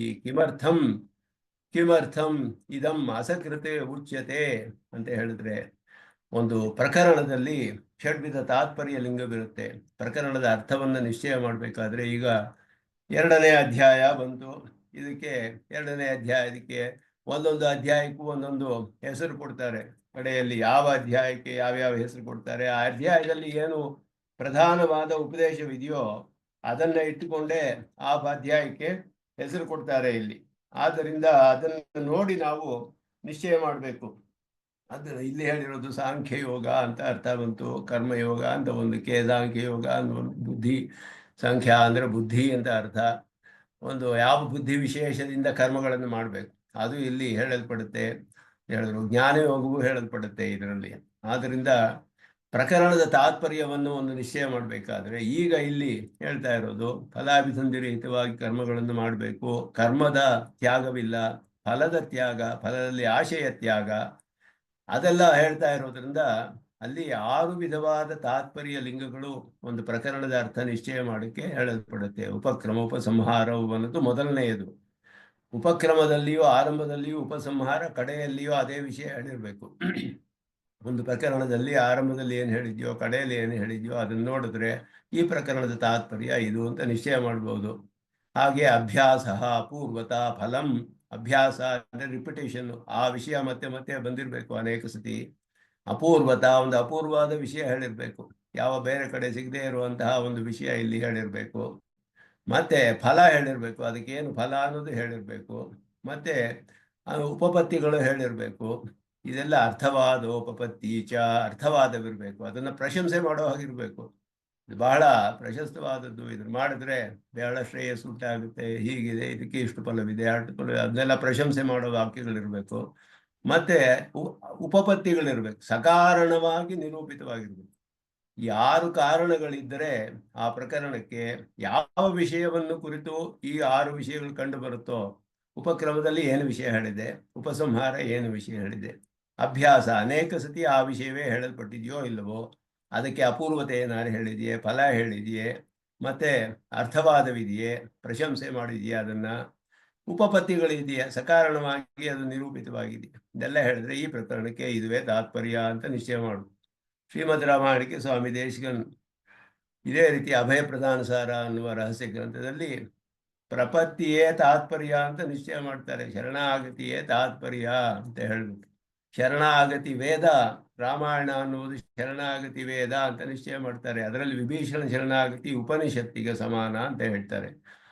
ಆರಂಭದಲ್ಲಿಯೂ ಶರಣಾಗತಿ, ದೇವತೆಗಳು ಶರಣಾಗತಿ ಮಾಡೋದು, ಕಡೆಯಲ್ಲಿಯೂ ಶರಣಾಗತಿ, ಮಧ್ಯದಲ್ಲಿ ಉದ್ದಕ್ಕೂ ಅಭ್ಯಾಸ, ಅನೇಕ ಕಡೆ ಶರಣಾಗತಿ, ಕಾಕಾಸುರನ ಶರಣಾಗತಿ, ವಿಭೀಷಣ ಶರಣಾಗತಿ, ತ್ರಿಜಟ ಶರಣಾಗತಿ, ಎಲ್ಲ ಒಂದೊಂದಾಗಿ ಅನೇಕ ಕಡೆ ಶರಣಾಗತಿಗಳು ಬರುತ್ತೆ. ಅಪೂರ್ವತೆ ಹೇಳಿದೆ, ಆನುಷಂಗಿಕ ಫಲಗಳೆಲ್ಲ ಬರುತ್ತೆ, ರಾಜ್ಯವೆಲ್ಲ ಸಿಗುತ್ತೆ. ವಿಭೀಷಣ ಶರಣಾಗತಿಯಲ್ಲಿ ಫಲವೂ ಹೇಳಲ್ಪಟ್ಟಿದೆ, ಅದೇ ರೀತಿಯಲ್ಲಿ ಅರ್ಥವಾದವೂ ಇದೆ. ವಿಭೀಷಣನೇ ಹೇಳ್ತಾನೆ, ಅರ್ಥವಾ ಪ್ರಶಂಸೆ ಮಾಡ್ತಾನೆ, ಶರಣಾಗತಿ ಬಹಳ ದೊಡ್ಡ ವಿಷಯ, ಸಮುದ್ರ ರಾಜನಿಗೆ ಶರಣಾಗತಿ ಮಾಡುವಂತ ಶ್ರೀರಾಮನಿಗೆ ಹೇಳ್ತಾನೆ. ತನ್ನ ಶರಣಾಗತಿ ಫಲಿಸಿದ್ರಿಂದ ಅದನ್ನು ಪ್ರಶಂಸೆ ಮಾಡಿ ರಾಮನಿಗೂ ಹೇಳ್ತಾನೆ ಮಾಡು ಅಂತ ಹೇಳ್ಬಿಟ್ಟು. ಮತ್ತೆ ಅದಕ್ಕೆ ಉಪಪತ್ತಿಗಳು, ಶ್ರೀರಾಮನು ಉಪಪತ್ತಿಗಳೊಡನೆ ಅದನ್ನ ನಿರೂಪಣೆ ಮಾಡ್ತಾನೆ, ಯಾಕೆ ಶರಣಾಗತನನ್ನು ನಾವು ರಕ್ಷಿಸಬೇಕು. ಇದೆಲ್ಲ ತಾತ್ಪರ್ಯ ಲಿಂಗಗಳು ಅಂತ ಹೆಸರು. ಎಲ್ಲ ಪ್ರಕರಣಗಳಲ್ಲೂ ಬರುತ್ತೆ, ಶಾಸ್ತ್ರಗಳಲ್ಲಿ ಎಲ್ಲ ಕಡೆಯಲ್ಲಿಯೂ. ಆ ತಾತ್ಪರ್ಯ ಲಿಂಗಗಳಲ್ಲಿ ಅಭ್ಯಾಸ ಅನ್ನುವ ಒಂದು ತಾತ್ಪರ್ಯ ಲಿಂಗ ಇಲ್ಲಿ ಹೇಳಲ್ಪಟ್ಟಿದೆ. ರಿಪಿಟೇಷನ್ ಅನ್ನೋದು, ಅದು ಮತ್ತೆ ಮತ್ತೆ ಹೇಳೋದು ಅವಶ್ಯಕ ಒಂದು ತಾತ್ಪರ್ಯವನ್ನು ನಿಶ್ಚಯ ಮಾಡೋಕ್ಕೆ. ಆದ್ದರಿಂದ ಇಲ್ಲಿ ಕಿಮರ್ಥಮಿದಂ ಅಸಕೃದುಚ್ಯತೆ, ಯಾಕೋ ಅನೇಕ ಸರಿ ಹೇಳಬೇಕು ಅಂದರೆ ಅಭ್ಯಾಸವು ಒಂದು ಮುಖ್ಯವಾದ ವಿಷಯ, ಅದನ್ನ ಸ್ಪಷ್ಟಪಡಿಸಬೇಕು, ಮತ್ತೆ ಮತ್ತೆ ಹೇಳಬೇಕು, ಆಗ ತಿಳಿಯುತ್ತೆ ಅದರ ವಿಷಯ. ಅದರಿಂದ ಪುನರುಕ್ತಿ ಇಲ್ಲ, ಅದರಲ್ಲಿ ದೋಷವಿಲ್ಲ, ಅದನ್ನ ಅರ್ಥ. ಅದರಿಂದ ಈ ರೀತಿ ಹೇಳಿದ್ದಾರೆ ಅಂತ ಹೇಳಿದ್ರು. ಇದಂ ಸಾಮ್ಯ ಅನುಸಂಧಾನ ರೂಪಂ ಚಿತ್ತ ಸಮಾಧಾನಂ, ಸಾಮ್ಯ ಅನುಸಂಧಾನ ರೂಪವಾದ ಚಿತ್ತ ಸಮಾಧಾನ ಇಲ್ಲಿ ಹೇಳಲ್ಪಟ್ಟಿರೋದು.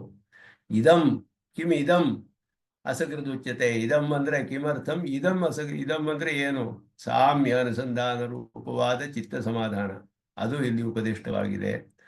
ತದ್ಧಿ ಅನಂತರಂ ಪ್ರಶಸ್ಯತೆ, ಅದರ ಪ್ರಶಂಸೆಯೂ ಬರುತ್ತೆ ಮುಂದೆ, ಅರ್ಥವಾದ ಪ್ರಶಂಸೆ ಮುಂದೆ ಬರುತ್ತೆ, ಪ್ರಶಂಸೆ ಅನ್ನುವ ತಾತ್ಪರ್ಯಲಿಂಗ ಮುಂದೆ ಬರುತ್ತೆ. ಅದಕ್ಕೆ ಕರ್ಮ ಮಾತ್ರನಿಂದ ಭ್ರಮಂ ಪರಿಜಿಹೀರ್ಷನ್, ಬುದ್ಧಿಯೋಗ ಶಬ್ದಸ್ಯ ಪ್ರಕರಣ ವಿಶೇಷಿತಂ ವಾಚ್ಯಾಂಶಂ ತಾವದಾಹ ಯೋಯಂ ಇತಿ, ಯೋಯಂ ಪ್ರಧಾನ ಫಲ ತ್ಯಾಗ ವಿಷಯ, ಕರ್ಮ ತ್ಯಾಗವಿಲ್ಲ, ಫಲದ ತ್ಯಾಗ, ಸಿದ್ಧಿಯು ಸಮತ್ವ ವಿಷಯ, ಇದುವೇ ಹೇಳಲ್ಪಟ್ಟಿದೆ ಹೊರತು ಕರ್ಮದ ತ್ಯಾಗವಿಲ್ಲ ಇಲ್ಲಿ. ಆದ್ದರಿಂದ ಕರ್ಮ ಮಾತ್ರ ನಿಂದಾ ಭ್ರಮಂ, ಕರ್ಮವನ್ನು ನಿಂದೆ ಮಾಡ್ತಿಲ್ಲ ಇಲ್ಲಿ. ದೂರೇಣ ಹಿ ಅವರಂ ಕರ್ಮ ಅಂತ ತಾನೇ ಹೇಳಿರೋ ಶ್ಲೋಕದಲ್ಲಿ, ಕರ್ಮವನ್ನು ತಾನೇ ನಿಂದೆ ಮಾಡ್ತಾ ಇದೆ. ಬುದ್ಧಿಯೋಗಕ್ಕಿಂತ ಅಂದ್ರೆ ಕರ್ಮವನ್ನೇ ಬಿಡಬೇಕು ಅಂತ ಅರ್ಥವೇ, ಅಂದ್ರೆ ಕರ್ಮವನ್ನು ಬಿಡಬೇಕು ಅಂತ ಅರ್ಥವಲ್ಲ ಇಲ್ಲಿ. ಇಲ್ಲಿ ಬುದ್ಧಿಯೋಗದಿಂದ ಮಾಡದ ಕರ್ಮ ಅಂತ ಅರ್ಥ. ಆದ್ದರಿಂದ ಬುದ್ಧಿಯೋಗ ಶಬ್ದಕ್ಕೆ ಪ್ರಕರಣ ವಿಶೇಷವಾದ ವಾಚ್ಯಾಂಶ, ಅದರ ಏನು ಅರ್ಥ ಮಾಡಬೇಕು ಅನ್ನೋದನ್ನ ಹೇಳ್ತಾರೆ ಇಲ್ಲಿ. ಸಿದ್ಧ್यो ಸಮತ್ವ ವಿಷಯಶ್ಚ ಬುದ್ಧಿಯೋಗ ತದ್ಯುಕ್ತಾತ್ ಕರ್ಮಣಃ ಇತರತಿ ಕರ್ಮ.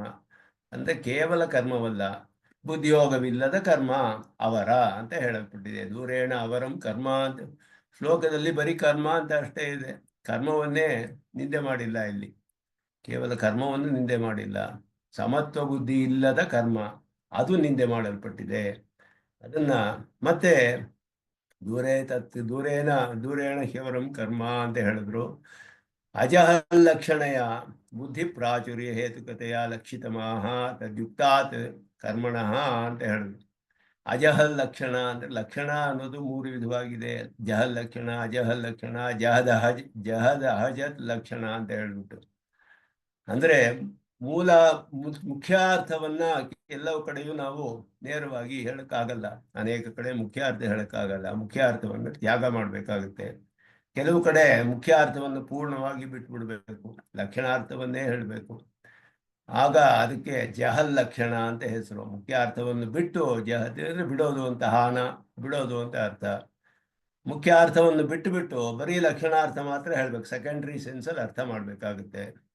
ಅಗ್ನಿ ಮಾಣವಕಃ, ಅಗ್ನಿ ಅನ್ನೋದಕ್ಕೆ ಮುಖ್ಯ ಅರ್ಥ ಏನು? ಅಗ್ನಿ ಅಂದ್ರೆ ವನ್ಹಿ, ಬೆಂಕಿ, ಅದನ್ನ ಅರ್ಥ ಮಾಡೋಕ್ಕಾಗಲ್ಲ ಅಲ್ಲಿ, ಅದನ್ನು ಬಿಟ್ಬಿಡ್ಬೇಕು.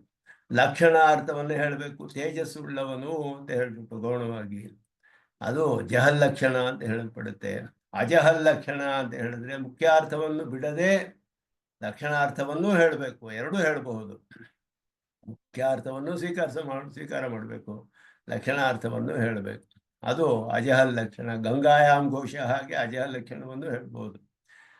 ಗಂಗೆಯಲ್ಲಿ ಹಳ್ಳಿ ಇದೆ ಅಂತ ಹೇಳಿದ್ರೆ, ಗಂಗೆಯಲ್ಲಿ ಹಳ್ಳಿ ಇಲ್ವಲ್ಲ, ಗಂಗೆ ಪಕ್ಕದಲ್ಲಿ ತಾನೆ, ಗಂಗಾ ತೀರೇ ಲಕ್ಷಣ ಅಂತ ಹೇಳಿದ್ರು. ಆ ಗಂಗಾ ಅನ್ನುವ ಅರ್ಥದಲ್ಲಿ ತಗೊಂಡ್ರೆ ಆ ಹಳ್ಳಿಯಲ್ಲಿ ಶೈತ್ಯವಿದೆ ಮೊದಲಾದ ಗಂಗೆಯ ಗುಣಗಳು ಆ ಹಳ್ಳಿಯಲ್ಲಿ ಇದೆ ಅನ್ನೋದು ಅಲ್ಲಿ ತಿಳಿದ್ರೆ ಗಂಗಾ ಅರ್ಥವೂ ಅಲ್ಲಿ ಉಂಟಾಗುತ್ತೆ. ಅದರಲ್ಲಿ ಗಂಗಾ ಶಬ್ದದಿಂದ ತಿಳಿಯುವ ಅರ್ಥಗಳ ಜೊತೆ ಅದರ ತೀರದಲ್ಲಿರೋದು ಒಂದು ಲಕ್ಷಣಾರ್ಥವನ್ನೇ ಹೇಳಿದ್ರೆ ಅಜಹಲ್ ಲಕ್ಷಣ ಅಂತ ಅರ್ಥ. ಜಹದ ಅಹಜಲ್ ಲಕ್ಷಣ ಅಂದ್ರೆ ಕೆಲವು ಭಾಗ ಬಿಡಬೇಕು, ಕೆಲವು ಭಾಗ ಸ್ವೀಕಾರ ಮಾಡಬೇಕು. ಅದ್ವೈತವು ದರ್ಶನದವರು ಉಪಯೋಗಿಸ್ತಾರೆ, ಅದನ್ನ ನಾವು ಉಪಯೋಗಿಸೋದಿಲ್ಲ. ತತ್ವಮಸಿಯಲ್ಲಿ ಹಾಗೆ ಅರ್ಥ ಮಾಡ್ತಾರೆ. ತತ್ವಮಸಿ ತತ್ ಸಕಲ ಜಗತ್ಕಾರಣನಾದ ಚೇತನ ಅಲ್ಲಿ ಹೇಳಲ್ಪಟ್ಟಿದೆ. ಅದರಲ್ಲಿ ಒಂದು ಭಾಗ ಬಿಟ್ಬಿಡಿ, ಮುಖ್ಯ ಅರ್ಥದ ಸಕಲ ಜಗತ್ಕಾರಣತ್ವ ಎಲ್ಲ ವಿಶೇಷಣಗಳನ್ನು ಬಿಟ್ಬಿಡಿ, ಚೈತನ್ಯ ಮಾತ್ರ ತಗೊಳ್ಳಿ. ಅಂದ್ರೆ ಮುಖ್ಯ ಅರ್ಥದಲ್ಲಿ ಒಂದು ಭಾಗ ಬಿಟ್ಟು ಒಂದು ಭಾಗ ತಗೊಂಡ್ರು, ಜಹತ್ತು ಆಯ್ತು, ಅಜಹತ್ತು ಆಯ್ತು. ಜಹದ್ ಅಜಹಲ್ ಲಕ್ಷಣ ಅಂತ ಅರ್ಥ. ತತ್ಶಬ್ದಕ್ಕೆ ಮುಖ್ಯ ಅರ್ಥ ಹೇಳಲಿಲ್ಲ, ಲಕ್ಷಣಾರ್ಥವನ್ನೇ ಹೇಳಿರೋದು. ಚೈತನ್ಯ ಅನ್ನೋದು ಲಕ್ಷಣಾರ್ಥ, ಆದರೆ ಅದು ಮುಖ್ಯ ಅರ್ಥದ ಒಂದು ಭಾಗ. ಆದ್ದರಿಂದ ಜಹದ್ ಅಜಹಲ್ ಲಕ್ಷಣ ಅಂತ ಅದಕ್ಕೆ ಹೀಗೆಲ್ಲ ಅರ್ಥಗಳು ಬರುತ್ತೆ. ಇಲ್ಲಿ ಅಜಹಲ್ ಲಕ್ಷಣದಿಂದ ತದ್ಯುಕ್ತಾತ್ ಕರ್ಮಣಃ ಅಂತ ಹೇಳಿದ್ರು. ಎಲ್ಲ ಶಾಸ್ತ್ರೀಯವಾದ ವಿಷಯ ಸ್ವಲ್ಪ. ತದ್ಯುಕ್ತಾತ್ ಕರ್ಮಣಃ ಇತರತ್ ದೂರೇಣ ಹ್ಯವರಂ ಕರ್ಮ ಬುದ್ಧಿಯೋಗಾತ್ ಧನಂಜಯ ಅಂತ ಹೇಳಿದ್ರೆ, ಬುದ್ಧಿಯೋಗಾತ್ ಅಂದ್ರೆ ಬುದ್ಧಿಯೋಗದ ಸಂಬಂಧವಿರುವ ಕರ್ಮ ಅಂತ ಅರ್ಥ. ಅಲ್ಲಿ ಬುದ್ಧಿಯೋಗವೇ ಮುಖ್ಯ ಅರ್ಥ. ಅಲ್ಲಿ ಬುದ್ಧಿಯೋಗ ಸಿದ್ಧ್ಯೋಹೋ ಸಮತ್ವ ರೂಪವೇ ಬುದ್ಧಿ ಅಂತ ಬುದ್ಧಿಯೋಗ ಅನ್ನೋದು ಅದು ಅಂತಹ ಬುದ್ಧಿ. ಆ ಬುದ್ಧಿಯೋಗಕ್ಕೂ ಕರ್ಮಕ್ಕೂ ಅಲ್ಲಿ ಕಂಪ್ಯಾರಿಸನ್ ಇಲ್ಲ, ಹೋಲಿಕೆ ಇಲ್ಲ. ಬುದ್ಧಿಯೋಗ ಉಳ್ಳ ಕರ್ಮ ಅಂತ ಅರ್ಥ, ಅಂದ್ರೆ ಲಕ್ಷಣ ಅರ್ಥ ಆಯ್ತು. ಕರ್ಮ ಅಂತ ಹೇಳೋದ್ರಿಂದ ಬುದ್ಧಿಯೋಗದಿಂದ ಕರ್ಮವನ್ನ ಅರ್ಥ ಮಾಡಿದ್ರೆ ಲಾಕ್ಷಣಿಕ ಆಯ್ತು. ಆದರೆ ಬುದ್ಧಿಯೋಗದೊಡನೆ ಕೂಡಿದ ಕರ್ಮ ಅಂತ ಹೇಳಿದ್ರೆ ಮುಖ್ಯಾರ್ಥವೂ ಬರುತ್ತೆ, ಲಕ್ಷಣಾರ್ಥವೂ ಬರುತ್ತೆ. ಅದಕ್ಕೆ ಅಜಹಲ್ ಲಕ್ಷಣ ಅಂತ ಹೆಸರು. ಅಜಹಲ್ ಲಕ್ಷಣೆಯ ಬುದ್ಧಿ ಪ್ರಾಚುರ್ಯ ಹೇತುಕತೆಯ, ಬುದ್ಧಿಯ ಪ್ರಾಚುರ್ಯ ಕಾರಣ, ಅದರಿಂದ ಲಕ್ಷಿತವಾಗಿದೆ. ಅಂತಹ ಬುದ್ಧಿ ಪ್ರಚುರವಾಗಿರುವ ಕರ್ಮ ಅಂತ ಅರ್ಥ. ಅದುವೇ ಲಕ್ಷಣಾರ್ಥ ಅಂತ ಹೇಳೋದು ಕರ್ಮ. ತದ್ಯುಕ್ತಾತ್ ಕರ್ಮಣಃ ಅಂತ ಹೇಳಿದೆ. ಇತರತ್ ಇತ್ಯನೇನ ಪ್ರಕರಣವಿಹಿತ ಕರ್ಮ ವ್ಯತಿರಿಕ್ತ ವಿಷಯ ಅತ್ರ ಕರ್ಮ ನಿಂದ ಇತಿ ಸೂಚಿತಂ. ಪ್ರಕರಣದಲ್ಲಿ ವಿಹಿತವಾದ ಕರ್ಮಕ್ಕಿಂತ ಬೇರೆಯಾದ ವಿಷಯವನ್ನು ಹೊಂದಿರುವ ಕರ್ಮವೇ ಕರ್ಮನಿಂದೆ ಇಲ್ಲಿ ಹೇಳಲ್ಪಟ್ಟಿದೆ. ದೂರೇಣ ಯವರಂ ಕರ್ಮ, ಕರ್ಮವೇ ನಿಂದಿತವಲ್ಲ. ಪ್ರಕರಣದಲ್ಲಿ ಹೇಳಲ್ಪಟ್ಟಿರುವ ಬುದ್ಧಿಯೋಗವಿಲ್ಲದ ಕರ್ಮವೇ. ಪ್ರಕರಣದಲ್ಲಿ ವಿಹಿತವಾದ ಕರ್ಮ ಯಾವುದು ಅಂದರೆ ಬುದ್ಧಿಯೋಗದಿಂದ ಕೂಡಿದ ಕರ್ಮ, ಸಿದ್ಧಿ ಸಮತ್ವವನ್ನು ಹೊಂದಿರುವ ಕರ್ಮ. ಅದಕ್ಕಿಂತ ವ್ಯತಿರಿಕ್ತವಾದ ವಿಷಯವಾದ ಹೊಂದಿರೋದು ಅದು ಆ ವಿಧವಾದ ಕರ್ಮವನ್ನು ಕರ್ಮ ಶಬ್ದದಿಂದ ಹೇಳಲ್ಪಟ್ಟಿದೆ. ದೂರೇಣ ಹಿ ಅವರಂ ಕರ್ಮ. ಆದ್ದರಿಂದ ಕರ್ಮದ ನಿಂದೆ, ಕರ್ಮ ಮಾತ್ರದ ನಿಂದೆ ಇಲ್ಲ, ಬುದ್ಧಿಯೋಗವಿಲ್ಲದ ಕರ್ಮದ ನಿಂದೆ. ದೂರಾವರ ಶಬ್ದಯೋ ಅತ್ರ ವಿವಕ್ಷಿತಂ ನಿಷ್ಕರ್ಷತಿ ಮಹತ್. ದೂರ ಅವರ, ಹತ್ರ ದೂರ ಅಂದರೆ ಎಷ್ಟಾದ್ರೂ ಇರ್ಬೋದಲ್ಲ, ಸ್ವಲ್ಪ ದೂರ ಇದ್ರೂ ದೂರ ಅನ್ಬೋದು, ಹತ್ರ ಇನ್ನೊಂದು ಸ್ವಲ್ಪ ದೂರ ಇದ್ರೆ 1 ಕಿಲೋಮೀಟರ್ 10 ಕಿಲೋಮೀಟರ್ ಆಗಿ ದೂರ ಅವರ ಎಲ್ಲ ಎಷ್ಟೇ ದೂರ ಇದ್ರೂ ಹೇಳ್ಬೋದಲ್ಲ. ಅದೇನು ದೂರ ಅವರಕ್ಕೂ ವ್ಯತ್ಯಾಸ, ಮಹತ್ತಾದ ವ್ಯತ್ಯಾಸ. ಸಂಸಾರಕ್ಕೂ ಮೋಕ್ಷ ಇರುವ ವ್ಯತ್ಯಾಸ ಅಂತ ಹೇಳಿದ್ರು. ಅದು ತೃತೀಯ ಪ್ರಕಾರ ಅರ್ಥದಲ್ಲಿ ಬರುತ್ತೆ. ತೃತೀಯ ವಿಭಕ್ತಿ ದೂರೇಣ ಯವರಂ, ಯಾವ ಪ್ರಕಾರದಲ್ಲಿ ಅದು ದೂರವಾಗಿದೆ ಅಂದರೆ ಒಂದು ಸಂಸಾರಕ್ಕೆ ಕಾರಣವಾಗುತ್ತೆ, ಒಂದು ಮೋಕ್ಷಕ್ಕೆ ಕಾರಣವಾಗುತ್ತೆ, ಆ ಅರ್ಥದಲ್ಲಿ ಬಂದಿದೆ ಅಂತ ಹೇಳಿದ್ರು. ತೃತೀಯ ವಿಭಕ್ತಿ. ಉಪನಾಹ ಫಲಹೇತವಃ ಇತಿ ಅನಂತರವಾಕ್ಯೇನ ಬುದ್ಧಿಯುಕ್ತಃ ಇತ್ಯಾದಿನ ವಕ್ಷ್ಯಮಾಣಂ ಶ್ರುತಿ ಸ್ಮೃತ್ಯಂತರಾಚಿತಶ್ಚ ಸಿದ್ಧಂ ವೈರೂಪ್ಯಕಾರಮಃ ಉಕ್ತ ಇತಿ. ಶ್ರುತಿ ಸ್ಮೃತಿಗಳೆಲ್ಲ ಸ್ಪಷ್ಟವಾಗಿದೆ. ಕೃಪಣಾಹ ಫಲಹೇತವಃ, ಕೃಪಣರು ಯಾರು ಅಂದರೆ ಅವಿದಿತ್ವ ಅಸ್ಮಾನ್ ಲೋಕಾತ್ ಪ್ರೈತಿ ಗಾರ್ಗಿ. ಇವ್ರು ಹೇಳ್ತಾರೆ ಯಾಜ್ಞವಲ್ಕ್ಯರು, ಯಹ ಅವಿದಿತ್ವ ಅಕ್ಷರಂ ಅವಿದಿತ್ವ ಸ್ಮಾಲ್ ಲೋಕಾತ್ ಪ್ರೈತಿ ಗಾರ್ಗಿ ಸಹ ಕೃಪಣಃ. ಅವಿದಿತ್ವ ಸ್ಮಾಲ್ ಲೋಕಾತ್ ಪ್ರೈತಿ, ಪರಮಾತ್ಮನ ತಿಳಿದೆ ಮರಣ ಹೊಂದಿ ಹೋಗ್ತಾನಲ್ಲ ಅವನು ಕೃಪಣ ಅಂತ ಹೇಳೋದು, ದೀನನು. ಶ್ರುತಿ ಸ್ಮೃತಿಗಳಲ್ಲೆಲ್ಲ ಪ್ರಸಿದ್ಧವಾದದ್ದು ಅರ್ಥ ಇದು. ಆದ್ದರಿಂದ ಇಲ್ಲಿ ಅದನ್ನ ಹೇಳ್ತಾ ಇದ್ದಾರೆ. ಇಲ್ಲಿ ಉಕ್ತ ಅಂತ ಹೇಳಿ, ಉಕ್ತ ಬುದ್ಧಿಯೋಗಯುಕ್ತಂ ಕರ್ಮ ನಿಖಿಲ ಸಾಂಸಾರಿಕ ದುಃಖಂ ವಿನಿವತ್ಯ ಪರಮ ಪುರುಷಾರ್ಥ ಲಕ್ಷಣಂ ಚ ಮೋಕ್ಷಂ ಪ್ರಾಪಯತಿ ಅಂತ ಹೇಳಿದ್ರು. ಆದ್ದರಿಂದ ಇತರತೆ ಅಪರಿಮಿತ ದುಃಖ ರೂಪಂ ಸಂಸಾರಂ, ಅದನ್ನೇ ಇಲ್ಲಿ ಬುದ್ಧಿಯುಕ್ತ ಅನ್ನೋದ್ರಿಂದ ಅರ್ಥ ಮಾಡ್ತಿದ್ದಾರೆ. ನೀತಿ ಮಂತ್ರೌಷಧ ಕೇವಲ ಯಾಗಾದಿ ವ್ಯಾವರ್ತನಾಯ ನಿಖಿಲ ಶಬ್ದ. ಆದ್ದರಿಂದ ಕೆಲವು ಏನು ಮಾಡುತ್ತೆ ಅಂದರೆ ದುಃಖಗಳನ್ನ ನೀತಿ ಶಾಸ್ತ್ರದಿಂದ ಕೆಲವು ದುಃಖ ಹೋಗುತ್ತೆ. ವಿದುರ ನೀತಿ ಮೊದಲಾದದ್ದೆಲ್ಲ ಉಪದೇಶ ಮಾಡುತ್ತೆ ಹೇಗಿರ್ಬೇಕು ಹೇಗಿರಬಾರ್ದು. ಅಂದರೆ ಕೆಲವು ದುಃಖಗಳನ್ನು ಕಳೆದುಕೊಳ್ಬೋದು, ಮಂತ್ರದಿಂದ ಕೆಲವು ಕಳೆದುಕೊಳ್ಬೋದು, ಔಷಧಿಗಳಿಂದ ಕಳೆದುಕೊಳ್ಬೋದು ದುಃಖಗಳನ್ನ, ಕೇವಲ ಯಾಗದಿಂದಲೂ ಕಳೆದುಕೊಳ್ಬೋದು. ಇದೆಲ್ಲವೂ ಕೂಡ ಇಲ್ಲಿ ಹೇಳಲ್ಪಟ್ಟಿಲ್ಲ. ಆದ್ದರಿಂದ ಇಲ್ಲಿ ಹೇಳಿರೋದು ನಿಖಿಲ ಶಬ್ದ ಅಂತ ಹೇಳಿದ್ರು. ನಿಖಿಲ ಸಾಂಸಾರಿಕ ದುಃಖಂ ವಿನಿವರ್ತ್ಯ, ಸಂಪೂರ್ಣವಾದ ಸಂಸಾರಿಕವಾದ ದುಃಖವನ್ನೆಲ್ಲ ನಾಶಪಡಿಸುತ್ತೆ. ಬುದ್ಧಿಯೋಗದಿಂದ ಮಾಡಲ್ಪಡುವ ಕರ್ಮ ಮಂತ್ರದಂತೆ ಅಲ್ಲ, ಔಷಧಿಯಂತೆ ಅಲ್ಲ, ಅಥವಾ ಒಂದು ನೀತಿಯಂತೆ ಅಲ್ಲ, ಒಂದು ಕೇವಲ ಯಾಗದಂತೆ ಅಲ್ಲ. ಅದು ಯಾವುದೋ ಒಂದೊಂದು ದುಃಖವನ್ನ, ಕೆಲವು ವಿಷಯವನ್ನ ನಾಶಪಡಿಸುತ್ತೆ ಅಷ್ಟೇ. ಅದಕ್ಕೆ ಪ್ರಾಯಶ್ಚಿತ್ತವಾಗುತ್ತೆ. ಆದರೆ ಇಲ್ಲಿ ಹೇಳಿರುವ ಬುದ್ಧಿಯುಕ್ತವಾದ ಕರ್ಮ ನಿಖಿಲವಾದ ಸಾಂಸಾರಿಕ ದುಃಖವನ್ನೇ ನಾಶಪಡಿಸುವಂತಹದ್ದು. ಅದು ನಿಖಿಲ ಶಬ್ದದಿಂದ ಹೇಳ್ತಿದ್ದಾರೆ. ತಸ್ಯ ಉಪಾಧಿ ವಿಶೇಷ ಅವಚ್ಛಿನ್ನತ್ವಾತ್ ಕಾರ್ತ್ಸ್ನೇಪಿ ಪ್ರಯೋಗಾತೆ ಅವಚ್ಛೇದಕ ಉಪಾಧ್ಯಂತರ ವ್ಯಾವರ್ತನಾಯ. ಪೂರ್ಣವಾಗಿ ಅಖಿಲ ಅಂತ ಹೇಳಿದ್ರು ಕೂಡ ನಿಖಿಲ ಸಾಂಸಾರಿಕ ಅಂತ ಹೇಳಿದ್ರು. ಬೇರೆ ಯಾವುದಾದ್ರೂ ಒಂದು ಉಪಾಧಿ ಅಲ್ಲಿ ಮತ್ತೆ ಇದೆಯೋ ಅಂದರೆ ಯಾವ ಉಪಾಧಿಯೂ ಇಲ್ಲ. ಆದ್ದರಿಂದ ಅವಚ್ಛೇದಕ ಉಪಾಧಿ ಅಂತರ ವ್ಯಾವರ್ತನಾಯ, ಬೇರೆ ಯಾವ ಒಂದು ಉಪಾಧಿಯೂ ಇಲ್ಲ. ಅದಕ್ಕೆ ಸಂಸಾರವನ್ನೆಲ್ಲ ಪೂರ್ಣವಾಗಿ ಕರ್ಮವನ್ನೆಲ್ಲ ನಾಶಪಡಿಸ್ಬಿಡುತ್ತೆ ಕಡೆಯಲ್ಲಿ. ಕೇವಲ ಕರ್ಮ ಸಾಧ್ಯ ಸ್ವರ್ಗಾದಿ ವ್ಯಾವರ್ತನಾಯ. ಪರಮಶಬ್ದ ಪುರುಷಾರ್ಥ, ಸ್ವರ್ಗವು ಪುರುಷಾರ್ಥವೇ. ಆದ್ದರಿಂದ ಸ್ವರ್ಗ ಅನ್ನುವ ಪುರುಷಾರ್ಥವಲ್ಲ ಇಲ್ಲಿ ಹೇಳಿರೋದು. ಪರಮ ಪುರುಷಾರ್ಥ ಲಕ್ಷಣಂ ಮೋಕ್ಷಂ. ಪರಮ ಪುರುಷಾರ್ಥ, ಪರಮ ಅಂತ ಹೇಳಿದ್ರೆ ಪರಮ ಪುರುಷಾರ್ಥ ಮೋಕ್ಷವಾದು. ಕೇವಲ ಸ್ವರ್ಗಾದಿಗಳು ಪುರುಷಾರ್ಥ ಅಂತ ಹೇಳಲ್ಪಡುತ್ತೆ. ಆದರೆ ಮೋಕ್ಷವು ಪರಮ ಪುರುಷಾರ್ಥ. ಆದ್ದರಿಂದ ಇಲ್ಲಿ ಸ್ವರ್ಗಾದಿ ಕೇವಲ ಕರ್ಮದಿಂದ ಉಂಟಾಗುವ ಸ್ವರ್ಗಾದಿಗಳಲ್ಲ, ಇಲ್ಲಿ ಬುದ್ಧಿಯೋಗದಿಂದ ಉಂಟಾಗುವಂತಹ ಮೋಕ್ಷವೇ ಹೇಳಲ್ಪಟ್ಟಿದೆ. ಅದಕ್ಕೂ ಇದಕ್ಕೂ ಅತ್ಯಂತ ಮಹತ್ತಾದ ವ್ಯತ್ಯಾಸವಿದೆ. ಅಪರಿಮಿತ ಶಬ್ದೇನ ಸ್ವಭಾವ ಸಂಖ್ಯಾ ಕಾಲಾದಿ ಪ್ರಯುಕ್ತ ಸಂಭಾವಿತ ಸಮಸ್ತ ಪರಿಚ್ಛೇದ ನಿರಾಸ. ಇಲ್ಲಿ ಇನ್ನೊಂದು ಯಾವುದು ಅಂದರೆ ಇತರತೆ ಅಪರಿಮಿತ ದುಃಖ ರೂಪಂ ಸಂಸಾರಂ, ದುಃಖ ರೂಪವಾದ ಸಂಸಾರ. ಅದರಿಂದ ಕೇವಲ ಒಂದು ದೇಶದಲ್ಲಿ ಒಂದು ಕಾಲದಲ್ಲಿ ಉಂಟಾಗುವಂತಹ ದುಃಖವಿಲ್ಲ, ಅಥವಾ ಪರಿಮಿತವಾದ ಇಷ್ಟು ದುಃಖಗಳು ಅಥವಾ ಇಷ್ಟು ಕಾಲ ದುಃಖಗಳು, ಸಂಖ್ಯೆಯೋ ಸ್ವಭಾವವೋ ಇವುಗಳಿಂದ ಪರಿಮಿತವಾದದ್ದಲ್ಲ.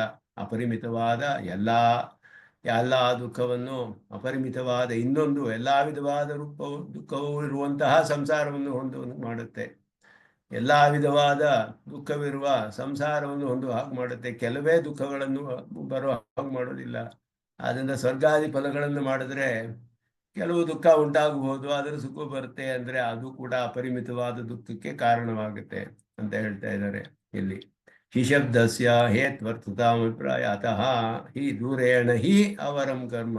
ಹಿ ಅನ್ನೋದು ಹೇತ್ವದಲ್ಲಿ ಕಾರಣವನ್ನು ತಿಳಿಸುತ್ತೆ. ಬಹಳ ಮಹತ್ತಾದ ವ್ಯತ್ಯಾಸ ಇದೆ ಅಷ್ಟೇ ಅಂತ ಹೇಳೋ ಹಾಗೆ. ಪ್ರಕರಣಾದಿ ವಿರುದ್ಧ ಸಾಂಖ್ಯಾದಿ ಯುಕ್ತ ಕರ್ಮ ಸ್ವರೂಪ ಪರಿತ್ಯಾಗ ಪೂರ್ವಕ ಜ್ಞಾನ ಮಾತ್ರ ಉಪಾದಾನ ಬ್ರಹ್ಮ ವಿದಾಸಾಯ ಉಕ್ತಂ ಕರ್ಮಣಿ ಕ್ರಿಯಮಾಣೆ. ಇಲ್ಲಿ ಕರ್ಮಣಿ ಕ್ರಿಯಮಾಣೆ ಅಂತ ಹೇಳುವಾಗ ಕರ್ಮಗಳು ಮಾಡಲ್ಪಡ್ತಿರ್ಬೇಕು ಆವಾಗಲೇ ಅಂತ ಅರ್ಥ. ಕರ್ಮ ಮಾಡುವಾಗ ಈ ರೀತಿ ಬುದ್ಧಿಯೋಗ ಅಂದ್ರೆ ಕರ್ಮದ ತ್ಯಾಗವಿಲ್ಲ.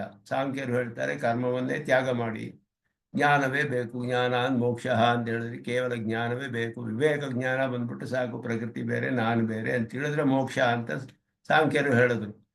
ಆದರೆ ಆ ರೀತಿ ಅಲ್ಲ. ಕರ್ಮವನ್ನು ಮಾಡ್ತಾ ಇರುವಾಗ ಇಂತಹ ಬುದ್ಧಿಯೊಡನೆ ಕರ್ಮವನ್ನು ಮಾಡಬೇಕು, ಕರ್ಮದ ತ್ಯಾಗವಿಲ್ಲ ಅನ್ನೋದು ಇಲ್ಲಿ ತಿಳಿಸುತ್ತೆ. ಆದ್ದರಿಂದ ಕರ್ಮ ಸ್ವರೂಪ ಪರಿತ್ಯಾಗ ಪೂರ್ವಕ ಜ್ಞಾನ ಮಾತ್ರವಲ್ಲ ಇಲ್ಲಿ, ಅದು ಸಾಂಖ್ಯರು ಹೇಳೋದು.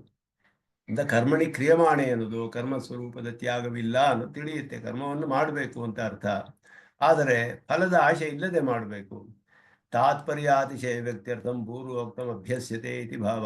ತಾತ್ಪರ್ಯದ ಅತಿಶಯವನ್ನು ತಿಳಿಸೋದಕ್ಕೋಸ್ಕರ ಈ ಪ್ರಕರಣದ ತಾತ್ಪರ್ಯದಲ್ಲಿ ಷಡ್ವಿಧ ತಾತ್ಪರ್ಯ ಲಿಂಗಗಳಲ್ಲಿ ಇದು ಆ ತಾತ್ಪರ್ಯವನ್ನ ಈ ಸಮತ್ವ ಬುದ್ಧಿಯೊಡನೆ ಹೇಗೆ ಕರ್ಮ ಮಾಡಬೇಕು, ಕರ್ಮವನ್ನು ಮಾಡಬೇಕು ಬಿಡಬಾರ್ದು, ಅದನ್ನು ಸಮತ್ವ ಬುದ್ಧಿಯೊಂದನೆ ಮಾಡಬೇಕು. ಇದುವೇ ಈ ಪ್ರಕರಣದ ತಾತ್ಪರ್ಯ, ಉಪದೇಶ, ಪ್ರಧಾನವಾದ ಉಪದೇಶ. ಅದನ್ನ ಅತಿಶಯವನ್ನು ತೋರ್ಸಕ್ಕೋಸ್ಕರ ಮತ್ತೆ ಮತ್ತೆ ಹೇಳಲ್ಪಡುತ್ತೆ. ಪೂರ್ವೋಕ್ತಂ ಅಭ್ಯಸ್ಯತೆ, ಮತ್ತೆ ಹೇಳಲ್ಪಡುತ್ತೆ ಅಂತ ಅರ್ಥ. ಶರಣ ಶಬ್ದಕ್ಕೆ ಅರ್ಥ ಹೇಳ್ತಾರೆ. ಈಗ ಉಪಾಯೇ ಗೃಹ ರಕ್ಷಿತ್ರೋಹೋ ಶಬ್ದ ಶರಣಮಿತ್ಯಯಂ. ನೈರ್ಬುದ್ಧಿಯ ಸಂಹಿತೆಯಲ್ಲಿ ಗೃಹ, ರಕ್ಷಕ, ಉಪಾಯ ಮೊದಲಾದ ಅರ್ಥಗಳಲ್ಲಿ ಬರುತ್ತೆ ಶರಣ ಶಬ್ದ ಅಂತ ಹೇಳಲ್ಪಟ್ಟಿದೆ. ಇತ್ಯಾದಿನ ಅವಗತಂ ಶರಣ ಶಬ್ದಸ್ಯ ರಕ್ಷಕಾದ್ಯರ್ಥಾಂತರಂ ವ್ಯಾವರ್ತೇನ್ ವಿವಕ್ಷಿತಂ ವಕ್ತುಂ ವಾಚ್ಯಂ ತಾವದಾಹ ವಾಸಸ್ಥಾನಂ. ರಕ್ಷಕ ಅನ್ನೋ ಅರ್ಥ ಇಲ್ಲಿ ಹೇಳಿಲ್ಲ. ಬುದ್ಧವು ಶರಣಮನ್ವಿಚ ಅಂದ್ರೆ ಬುದ್ಧಿ ರಕ್ಷಕ ಅನ್ನೋ ಅರ್ಥವಿಲ್ಲ, ಬುದ್ಧಿ ಉಪಾಯ ಅನ್ನೋ ಅರ್ಥವಿಲ್ಲ. ಇಲ್ಲಿ ಗೃಹ ಅನ್ನುವ ಅರ್ಥವನ್ನು ಸ್ವೀಕಾರ ಮಾಡಿ ವಾಸಸ್ಥಾನ. ನಾನು ಇದಂ ಅಸಂಗತಂ ಬುದ್ಧೇ ವಾಸಸ್ಥಾನಭೂತ ಗೃಹಾದಿ ಆಶ್ರಯತ್ವ ಅಭಾವಾತ್. ಗೃಹೇ ತಾನೇ ವಾಸಸ್ಥಾನ, ಬುದ್ಧಿ ಹೇಗೆ ವಾಸಸ್ಥಾನವಾಗುತ್ತೆ ಅಂತ ಹೇಳಿದ್ರೆ ಅದರಲ್ಲಿಯೇ ತಸ್ಯಾಮೇವ ವರ್ತಮಾನ. ಅದು ಕರ್ಮಯೋಗ ನಿಷ್ಠಾ ಈ ಅತ್ರ ಉಪದಿಶ್ಯತೆ. ಕರ್ಮಯೋಗ ನಿಷ್ಠೆ ನಿತರಾಂ ಸ್ಥಿತಿ ಅಂತ ಅರ್ಥ. ತಸ್ಯಾಮೇವ ಬುದ್ಧೌ ವರ್ತಸ್ವ. ಆ ಬುದ್ಧಿಯೊಡನೆಯೇ ನೀನು ಕರ್ಮವನ್ನು ಮಾಡು ಅಂತ ಅರ್ಥ. ಅದರಲ್ಲಿ ಆಶ್ರಯಿಸಿ, ಆ ಬುದ್ಧಿಯನ್ನು ಆಶ್ರಯಿಸಿ ಕರ್ಮಗಳನ್ನು ಮಾಡು, ಆ ರೀತಿ ಅರ್ಥವನ್ನೇ ಹೇಳ್ತಿದ್ದಾರೆ. ಕೃಪಣ ಶಬ್ದಕ್ಕೂ ಅರ್ಥವನ್ನು ಹೇಳ್ತಾರೆ. ಕದರಿಯೇ ಕೃಪಣ ಕ್ಷುದ್ರ ಕಿಂ ಪಚಾನ ಮಿತಂ ಪಚಾಹ. ಇದು ನಾಮಲಿಂಗಾನುಶಾಸನದಲ್ಲಿ ಹೇಳಲ್ಪಡೋದು. ಅಮರದಲ್ಲಿ ಕದರಿಯ ಅಂತ ಹೇಳಿದ್ರು ಕೃಪಣ ಅಂತ ಅರ್ಥ. ಜಿಪುಣ ಅಥವಾ ದೀನ ಅನ್ನುವ ಅರ್ಥ ಬರುತ್ತೆ. ಕೃಪಣ, ಕ್ಷುದ್ರ, ಕಿಂಪಚಾನ ಅಂದ್ರೆ ದೀನನಾದವನು ಅನ್ನುವ ಅರ್ಥ. ಜಿಪುಣ ಅಥವಾ ತನಗೋಸ್ಕರವೇ ಅಡುಗೆ ಮಾಡ್ಕೊಳ್ಳೋರು ಅನ್ನೋದು ಅರ್ಥ ಬರುತ್ತೆ. ಮಿತಂಪಚಾಹ ಅಂದ್ರೆ ಅಲ್ಪ ಶಕ್ತಿ ಉಳ್ಳವರು, ದೀನರು ಅಂತ ಅರ್ಥ. ಮಿತಂಪಚರು ಅದು ಅನೇಕವಾದ ಪ್ರಯೋಗದಲ್ಲಿ ಬೇರೆ ಬೇರೆ ಅದರ ತಾತ್ಪರ್ಯ ಉಂಟಾಗುವ ಹಾಗೆ ಪ್ರಯೋಗ ಮಾಡ್ತಾರೆ. ಮಿತಂಪಚರು ಅನ್ನೋದು ಶಬ್ದಶಕ್ತಿ ಸಾಮರ್ಥ್ಯವಿಲ್ಲದೆಯವರು ಮಿತಂಪಚರು. ನಾಲ್ಕು ಶಬ್ದ ಮಾತ್ರ ನನಗೆ ತಿಳಿದಿದೆ ಅಂತ ಹೇಳೋರು ಮಿತಂಪಚರು ಅಂತಾನು ಹೇಳ್ತಾರೆ. ಹೀಗೆ ಅತ್ಯಂತ ಕಡಿಮೆ ಕೃಪಣರು, ದೀನರು ಅನ್ನುವ ಅರ್ಥ. ಅದೆಲ್ಲ ಸ್ವಾಮಿ ದೇಶಿಕನ ಉಪಯೋಗಿಸಿ ಶಬ್ದಗಳನ್ನೆಲ್ಲ ಅವರು ಗ್ರಂಥಗಳಲ್ಲಿ ಯಾದವಾಭಿದಲ್ಲಿ ಮಿತಂಪಚಾಹ ಅಂತ ಹೇಳ್ತಾರೆ. ಹೇಳುವಾಗ ಶ್ರುತಿ ಒಂದು ಭಗವಂತನ ಒಂದು ಗುಣವನ್ನ ವಿವರಿಸಕ್ಕೆ ಹೊರಟಂತೆ, ವರ್ಣನೆ ಮಾಡೋಕ್ಕೆ.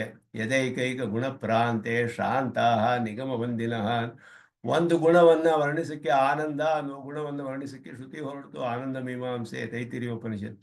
ಕಡೆಯಲ್ಲಿ ಏನಾಯಿತು ಅದಕ್ಕೆ ಅಂದರೆ ಯಥೋ ವಾಚೋ ನಿವರ್ತಂತೆ ಅಪ್ರಾಪ್ಯ ಮನಸ ಸಹ ವಾಕು ಮನಸ್ಸು ಹಿಂದಕ್ಕೆ ಬಂದ್ಬಿಡ್ತಂತೆ, ಆಗಲಿಲ್ಲ ನನ್ನ ಕೈಲಿ ಅಂತ ಶ್ರುತಿ ಆಯಾಸವಾಗೋಯ್ತು. ಶ್ರುತಿಗೆ ಶ್ರಾಂತ ನಿಗಮ ವಂದಿನಃ, ಶ್ರುತಿ ಅನ್ನೋ ವಂದಿಗಳು, ವಂದಿ ವೈತಾಳಿಕರು ರಾಜರನ್ನ ಪ್ರಶಂಸೆ ಮಾಡ್ತಾರಲ್ಲ, ಹೊಗಳ್ತಾ ಇರ್ತಾರಲ್ಲ, ಅಂತಹ ಶ್ರುತಿಗಳು ಭಗವಂತನನ್ನ ಹೊಗಳುತ್ತೆ. ಒಂದು ಗುಣವನ್ನೇ ಹೊಗಳಕ್ಕಾಗದೆ ಸುಸ್ತಾಗ್ಬಿಡ್ತು, ಅದಕ್ಕೆ ಆಯಾಸವಾಗೋಯ್ತಂತೆ. ಆದರೆ ಯಥಾವತ್ ವರ್ಣನೆ ತಸ್ಯ, ಯಥಾವತ್ತಾಗಿ ಗುಣವನ್ನು ವರ್ಣನೆ ಮಾಡೋಕ್ಕಾಗಲಿಲ್ಲ. ವರ್ಣನೆ ಮಾಡ್ತು, ಯಥಾವತ್ತಾಗಿ ವರ್ಣನೆ ಮಾಡಲಿಲ್ಲ. ಕಿಮುತಾನ್ಯೇ ಮಿತಂ ಪಚಾಹ, ಮಿಕ್ಕವರೆಲ್ಲ ಮಿತಂ ಪಚರು, ಅವ್ರ ವಿಷಯ ಹೇಳಬೇಕೆ ನಮ್ಮಂಥವರು. ಸ್ವಾಮಿ ದೇಶಿಕನ ಅದರಲ್ಲಿ ಯಾದವಾಭ್ಯುದಯ ಅನ್ನುವ ಮಹಾಕಾವ್ಯದಲ್ಲಿ ಆರಂಭದಲ್ಲಿ ಹೇಳ್ತಾರೆ ಒಂದು ಶ್ಲೋಕ. ನಾನು ಕೃಷ್ಣನ ಗುಣಗಳನ್ನು ವರ್ಣನೆ ಮಾಡಕ್ಕೆ ಹೊರಟಿದ್ದೀನಿ, ಇಲ್ಲಿ ಶ್ರುತಿಗೆ ಒಂದು ಗುಣವನ್ನೇ ವರ್ಣನೆ ಮಾಡೋಕ್ಕಾಗಿಲ್ಲ ಯಥಾವತ್ತಾಗಿ. ನಾವೆಲ್ಲ ಮಿತಂಪಚರು, ಇನ್ನೇನು ವರ್ಣನೆ ಮಾಡೋಕ್ಕೆ ಸಾಧ್ಯ, ಹೇಳ್ಬೇಕೆ ನಮ್ಮ ವಿಷಯ. ಆದರೂ ಬಿಡ್ತಾ ಇಲ್ಲ, ಬಿಡಕ್ಕಾಗ್ತಾ ಇಲ್ಲ ಅವನ ಗುಣವನ್ನು ವರ್ಣನೆ ಮಾಡೋದು ಅಂತ ಹೇಳ್ತಾರೆ. ಮಿತಂಪಚಾಹ ಇದೆಲ್ಲ ಶಬ್ದಗಳು ವಿಶೇಷ ಉಪಯೋಗಿಸ್ತಾರೆ ಅವರು. ಕೃಪಣ ಶಬ್ದಸ್ಯ ಪುರುಷ ವಿಶೇಷ ರೂಢತ್ವ, ಇಲ್ಲಿ ಮುಖ್ಯವಾಗಿ ಬೇಕಾಗಿತ್ತು ನಮಗೆ ಶಬ್ದ ಜ್ಞಾಪಕ ಬಂದಿದ್ದರಿಂದ ಪ್ರಾಸಂಗಿಕವಾಗಿ ಹೇಳಿದೆ. ಕೃಪಣ ಶಬ್ದಸ್ಯ ಪುರುಷ ವಿಶೇಷ ರೂಢತ್ವಾತ್ ದಿಂದ ಇಲ್ಲಿ ಕೃಪಣಾಹ ಫಲಹೇತವಃ ಅಂದರೆ ಕೃಪಣರು ಅಂತ ಹೇಳಿದ್ರೆ ಪುರುಷರು, ದೀನರಾದ ಪುರುಷರು ಅಂತ ಅರ್ಥ. ಆ ಬುದ್ಧಿಯೋಗವಿಲ್ಲದೆ ಕರ್ಮವನ್ನು ಮಾಡ್ತಾರಲ್ಲ ಅವರನ್ನೇ ಹೇಳಲ್ಪಟ್ಟಿದೆ ಫಲಹೇತವಃ. ಬುದ್ಧಿಯುಕ್ತ ಇತ್ಯಾದಿನ ಫಲಾಭಿಸಂದರಹಿತ ಪುರುಷಾಣಂ ಪ್ರಶಸ್ಯಮಾನತ್ವಾತ್ ಬುದ್ಧಿಯುಕ್ತೋ ಜಹಾತೀಹ ಅಂತ ಮುಂದೆ ಬರುತ್ತೆ.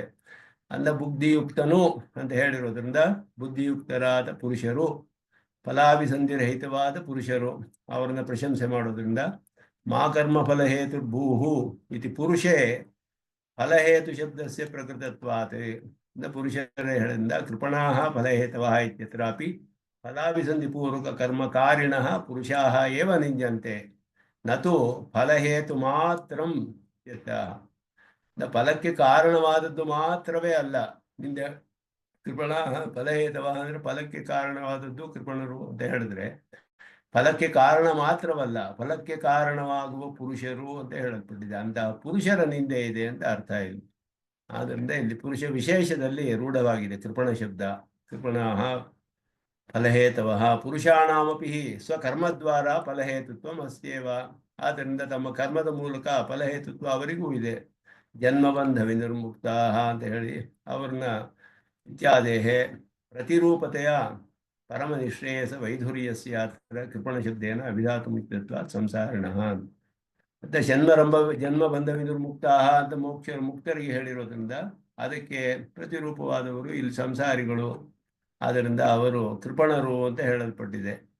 ಅಕೃಪಣ ಪ್ರದರ್ಶನ ಪರಾಂತರ ಶ್ಲೋಕ ಪರಾಮರ್ಶ ಚಾಯಮೇವ ಅರ್ಥ. ಅಕೃಪಣರು ಅಂತ ತೋರಿಸುವಂತಹ ಬೇರೆ ಶ್ಲೋಕಗಳು ಅರ್ಥ ಬರುತ್ತೆ. ಹೇಳಿ ಕೃಪಣಾಹ ಫಲಹೇತವಃ ಅಂತ ಹೇಳುವಾಗ ಕೃಪಣರಾದ ಪುರುಷರು ಅಂತ ಅರ್ಥ. ಬುದ್ಧಿಯೋಗವಿಲ್ಲದೆ ಈ ರೀತಿ ಫಲಾಭಿಸಂಧಿರಹಿತವಾಗಿ ಸಿದ್ಧಿಗಳಲ್ಲಿ ಸಮತ್ವ ಬುದ್ಧಿಯನ್ನು ಹೊಂದದೆ ಕರ್ಮಗಳನ್ನು ಯಾರು ಮಾಡ್ತಾರೋ ಅವರು ಕೃಪಣರು ಅಂತ ಹೇಳಲ್ಪಟ್ಟಿದೆ. ಅವರನ್ನ ಇಲ್ಲಿ ನಿಂದೆ ಮಾಡಿರೋದು ಅಂತ ಹೇಳಿಬಿಟ್ಟು ಫಲಕ್ಕೆ ಕಾರಣವೇ ಅಲ್ಲ, ಫಲಕ್ಕೆ ಕಾರಣವಾದ ಪುರುಷರು ಅನ್ನೋದನ್ನ ಅರ್ಥ ಮಾಡ್ತಾರೆ. ಅದರಿಂದ ಇಲ್ಲಿ ಹೇಳಿರೋದು ಹಿಂದಿನ ಶ್ಲೋಕದ ಒಂದು ಅರ್ಥವನ್ನೇ ಮತ್ತೆ ಹೇಳಲ್ಪಟ್ಟಿದೆ. ಇದರ ಅತಿಶಯವಾದ ಅರ್ಥವನ್ನು ತಿಳಿಸೋದಕ್ಕೋಸ್ಕರ ದೂರೇಣ ಹ್ಯವರಂ ಕರ್ಮ ಬುದ್ಧಿಯೋಗ, ಹೇಗೆ ಅನ್ವಯದಲ್ಲಿ ಶಬ್ದಗಳ ಪ್ರಯೋಗ ಬುದ್ಧಿಯೋಗಕ್ಕಿಂತ ಕರ್ಮವು ಅವರವಾದದ್ದು ಅಂದರೆ ಬುದ್ಧಿಯೋಗದಿಂದ ಮಾಡಲ್ಪಡುವ ಕರ್ಮಗಳಿಗಿಂತ ಅದು ಇಲ್ಲದೆ ಮಾಡುವ ಕರ್ಮಗಳು ಅಂತ ಅರ್ಥ. ಕೇವಲ ಕರ್ಮತ್ಯಾಗವಿಲ್ಲ. ಆದ್ದರಿಂದ ಬುದ್ಧೌ ಶರಣಮನ್ವಿಚ್ಛ, ಅಂತಹ ಬುದ್ಧಿಯಲ್ಲಿಯೇ ವರ್ತಿಸುವವನಾಗಿ ಅಂತಹ ಬುದ್ಧಿಯನ್ನೇ ಆಶ್ರಯಿಸಿ ಕರ್ಮಗಳನ್ನು ಮಾಡುವವನಾಗಿ ಇರು ನೀನು ಅಂತ ಅರ್ಥ. ಯಾಕೆ ಅಂದರೆ ಹಾಗೆ ಮಾಡದೇ ಇರುವವರು ದೀನರು ಕೃಪಣರು ಅಂತ ಹೇಳಲ್ಪಟ್ಟಿದೆ. ಫಲಗಳಿಗೆ ಕಾರಣರಾಗ್ತಾರೆ, ಅವರು ಫಲವನ್ನು ಮತ್ತೆ ಮತ್ತೆ ಸಂಸಾರದಲ್ಲಿಯೇ ಇರ್ತಾರೋ ಸಂಸಾರಿಗಳಾಗ್ತಾರೆ ಅಂತ ಅರ್ಥ. ಅದನ್ನ ಸ್ಪಷ್ಟವಾಗಿ ಹೇಳಲ್ಪಟ್ಟಿದೆ ಈ ಶ್ಲೋಕದಲ್ಲಿ. ಬುದ್ಧಿಯುಕ್ತೋ ಜಹಾತೀಹ ಉಭಯ ಸುಕೃತ ದುಷ್ಕೃತೆ ತಸ್ಮಾತ್ ಯೋಗಾಯುಜ್ಯಸ್ವ ಯೋಗ ಕರ್ಮಸು ಕೌಶಲಂ. ಬುದ್ಧಿಯುಕ್ತ ಜಹಾತೀಹ ಉಭಯ ಸುಕೃತ ದುಷ್ಕೃತೆ. ಈಗ ಕರ್ಮ ಪಾಪವಷ್ಟೇ ಅಲ್ಲ, ಪುಣ್ಯವೂ ಪಾಪವೇ ಅನ್ನೋದನ್ನೇ ಹೇಳ್ತಾರೆ ಇಲ್ಲಿ. ಸುಕೃತವೂ ಕೂಡ ಬಂಧಕವೇ ಒಬ್ಬ ಮುಮುಕ್ಷುವಿಗೆ. ಇಂತಹ ಬುದ್ಧಿಯುಕ್ತನಾದವನು, ಮಾಡಿ ಕರ್ಮ ಮಾಡುವವನು ಸುಕೃತ ದುಷ್ಕೃತಗಳನ್ನೆಲ್ಲ ಬಿಟ್ಟು ಬಿಡ್ತಾನೆ. ತಸ್ಮಾತ್ ಯೋಗಾಯ ಯುಜ್ಯಸ್ವ, ಯೋಗ ಕರ್ಮಸು ಕೌಶಲಂ. ಅಂದರೆ ಈ ರೀತಿ ಸಾಮರ್ಥ್ಯ ಹೊಂದಿ ಮಾಡಬೇಕು ಅಂತ, ಅತಿ ಸಾಮರ್ಥ್ಯದಿಂದಲೇ ಮಾಡಕ್ಕೆ ಸಾಧ್ಯ ಕರ್ಮಗಳನ್ನ ಅಂತ. ಕೌಶಲಂ ಅಂದರೆ ಕೌಶಲವುಳ್ಳವರಿಂದಲೇ, ಆ ಕುಶಲತೆಯಿಂದಲೇ ಇಂತಹ ಕರ್ಮಗಳನ್ನು ಮಾಡಕ್ಕೆ ಸಾಧ್ಯ ಅಂತ ಅರ್ಥ ಇಲ್ಲಿ ಮಾಡ್ತಾರೆ. ಬುದ್ಧಿಯೋಗಯುಕ್ತಸ್ತು ಕರ್ಮ ಕುರ್ವಾಣ, ಬುದ್ಧಿಯೋಗದೊಡನೆ ಕರ್ಮವನ್ನು ಮಾಡುವವನು ಉಭಯ ಸುಕೃತ ದುಷ್ಕೃತೆ ಅನಾದಿಕಾಲ ಸಂಚಿತೆ ಅನಂತೆ ಬಂಧಹೇತುಭೂತೆ ಜಹಾತಿ. ಎರಡು ಕೂಡ ಬಂಧಕ್ಕೆ ಕಾರಣವಾದ್ದರಿಂದ ಬಿಡ್ತಾನೆ. ಸುಕೃತ ದುಷ್ಕೃತಗಳು ಅನಂತವಾಗಿದೆ, ಅನಾದಿ ಕಾಲದಿಂದ ಸಂಚಿತವಾಗಿದೆ. ಸುಕೃತ ಮತ್ತು ದುಷ್ಕೃತ ಎರಡೂ ಬಂಧಕ್ಕೆ ಕಾರಣವಾಗಿರುವುದರಿಂದ ಎರಡನ್ನು ತ್ಯಾಗ ಮಾಡ್ತಾನೆ. ತಸ್ಮಾತ್ ಉಕ್ತಾಯ ಬುದ್ಧಿಯೋಗಾಯ ಯುಜ್ಯಸ್ವ. ಅಂದರೆ ಸನ್ನದ್ಧನಾಗು, ಉದ್ಯುಕ್ತನಾಗು ಅಂತ ಅರ್ಥ. ಇಂತಹ ಬುದ್ಧಿಯೋಗದೊಡನೆ ಕರ್ಮ ಮಾಡುವುದಕ್ಕೆ ಉದ್ಯುಕ್ತನಾಗು ಅಂತ ಅರ್ಥ. ಇಂತಹ ಬುದ್ಧಿಯೋಗದೊಡನೆ ಕರ್ಮಗಳನ್ನು ಮಾಡುವವನಾಗು ಅಂತ ಅರ್ಥ ಹೇಳಲ್ಪಟ್ಟ ಬುದ್ಧಿಯೋಗದೊಡನೆ.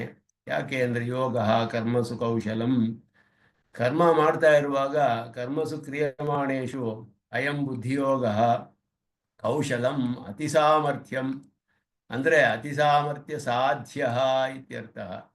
ಬಹಳ ಸಾಮರ್ಥ್ಯ ಬೇಕು ಇಂತಹ ಕರ್ಮಗಳನ್ನು ಮಾಡೋದಕ್ಕೆ. ನೀನು ಉದ್ಯುಕ್ತನಾಗು ಇಂಥ ಕರ್ಮ ಮಾಡೋದಕ್ಕೆ, ಇದಕ್ಕೆ ಬಹಳ ಸಾಮರ್ಥ್ಯ ಬೇಕು. ಅದನ್ನ ಮೈಗೂಡಿಸಿಕೊಂಡು ಈ ರೀತಿ ಕರ್ಮಗಳನ್ನು ಮಾಡುವುದಕ್ಕೆ ಉದ್ಯುಕ್ತನಾಗು ನೀನು ಅಂತ ಅರ್ಜುನನಿಗೆ ಹೇಳ್ತಾ ಇದ್ದಾನೆ. ಇಂತಹ ಯೋಗ ಮಾಡಬೇಕು. ಯಾಕೆ ಅಂತ ಹೇಳಿದ್ರೆ, ಬುದ್ಧಿಯೋಗದಿಂದ ಕರ್ಮ ಮಾಡುವವನು ಯಾರಿದ್ದಾನೋ ಅವನು ಅನಾದಿ ಕಾಲದಿಂದ ಸಂಚಿತವಾದ ಸುಕೃತ ದುಷ್ಕೃತಗಳನ್ನೆಲ್ಲ ತ್ಯಾಗ ಮಾಡ್ತಾನೆ. ಅವನು ಮುಮುಕ್ಷುವಾದವನು. ಆದ್ದರಿಂದ ಅಂತಹ ಬುದ್ಧಿಯೋಗದೊಡನೆ ಕರ್ಮವನ್ನು ಮಾಡೋಕ್ಕೆ ಉದ್ಯುಕ್ತನಾಗಬೇಕು ನೀನು. ಅಂತಹ ಕರ್ಮ ಮಾಡುವುದು ಬಹಳ ಸಾಮರ್ಥ್ಯ ಬೇಕು. ಅದಕ್ಕೆ ಮಾಡುವುದಕ್ಕೆ ಬಹಳ ಸಾಮರ್ಥ್ಯ ಸಾಧ್ಯವಾದದ್ದು ಅನ್ನೋದು ಅರ್ಥ ಇಲ್ಲಿ. ಬುದ್ಧಿಯುಕ್ತ ಜಹಾತಿ ಇತ್ಯಸ್ಯ ಇಹ ಅಂದರೆ ಬುದ್ಧಿಯುಕ್ತ ಜಹಾತಿ ಇಹ. ಇಲ್ಲಿ ಅಂತ ಅಂದ್ರೆ ಏನರ್ಥ, ಈ ಕರ್ಮಗಳಲ್ಲಿ ಮಾಡ್ತಾ ಇರುವಾಗ ಅಂತ ಅರ್ಥ. ಕರ್ಮಣಿ ಕ್ರಿಯಮಾಣೆ ಅಂತ, ಕರ್ಮಣಿ ಕ್ರಿಯಮಾಣೆ ಬುದ್ಧಿಯುಕ್ತ ಇತಿ ಅನ್ವಯಂ ಅಭಿಪ್ರೇತ್ಯ ಬುದ್ಧಿಯೋಗಯುಕ್ತಸ್ತು ಕರ್ಮ ಕುರ್ವಾಣ. ಇಹ ಅಂದ್ರೆ ಕರ್ಮಗಳನ್ನು ಮಾಡ್ತಾ ಇರುವಾಗ ಅಂತ ಅರ್ಥ. ಕರ್ಮಗಳನ್ನು ಮಾಡ್ತಿರುವವನು ಕರ್ಮ ಕುರ್ವಾಣ.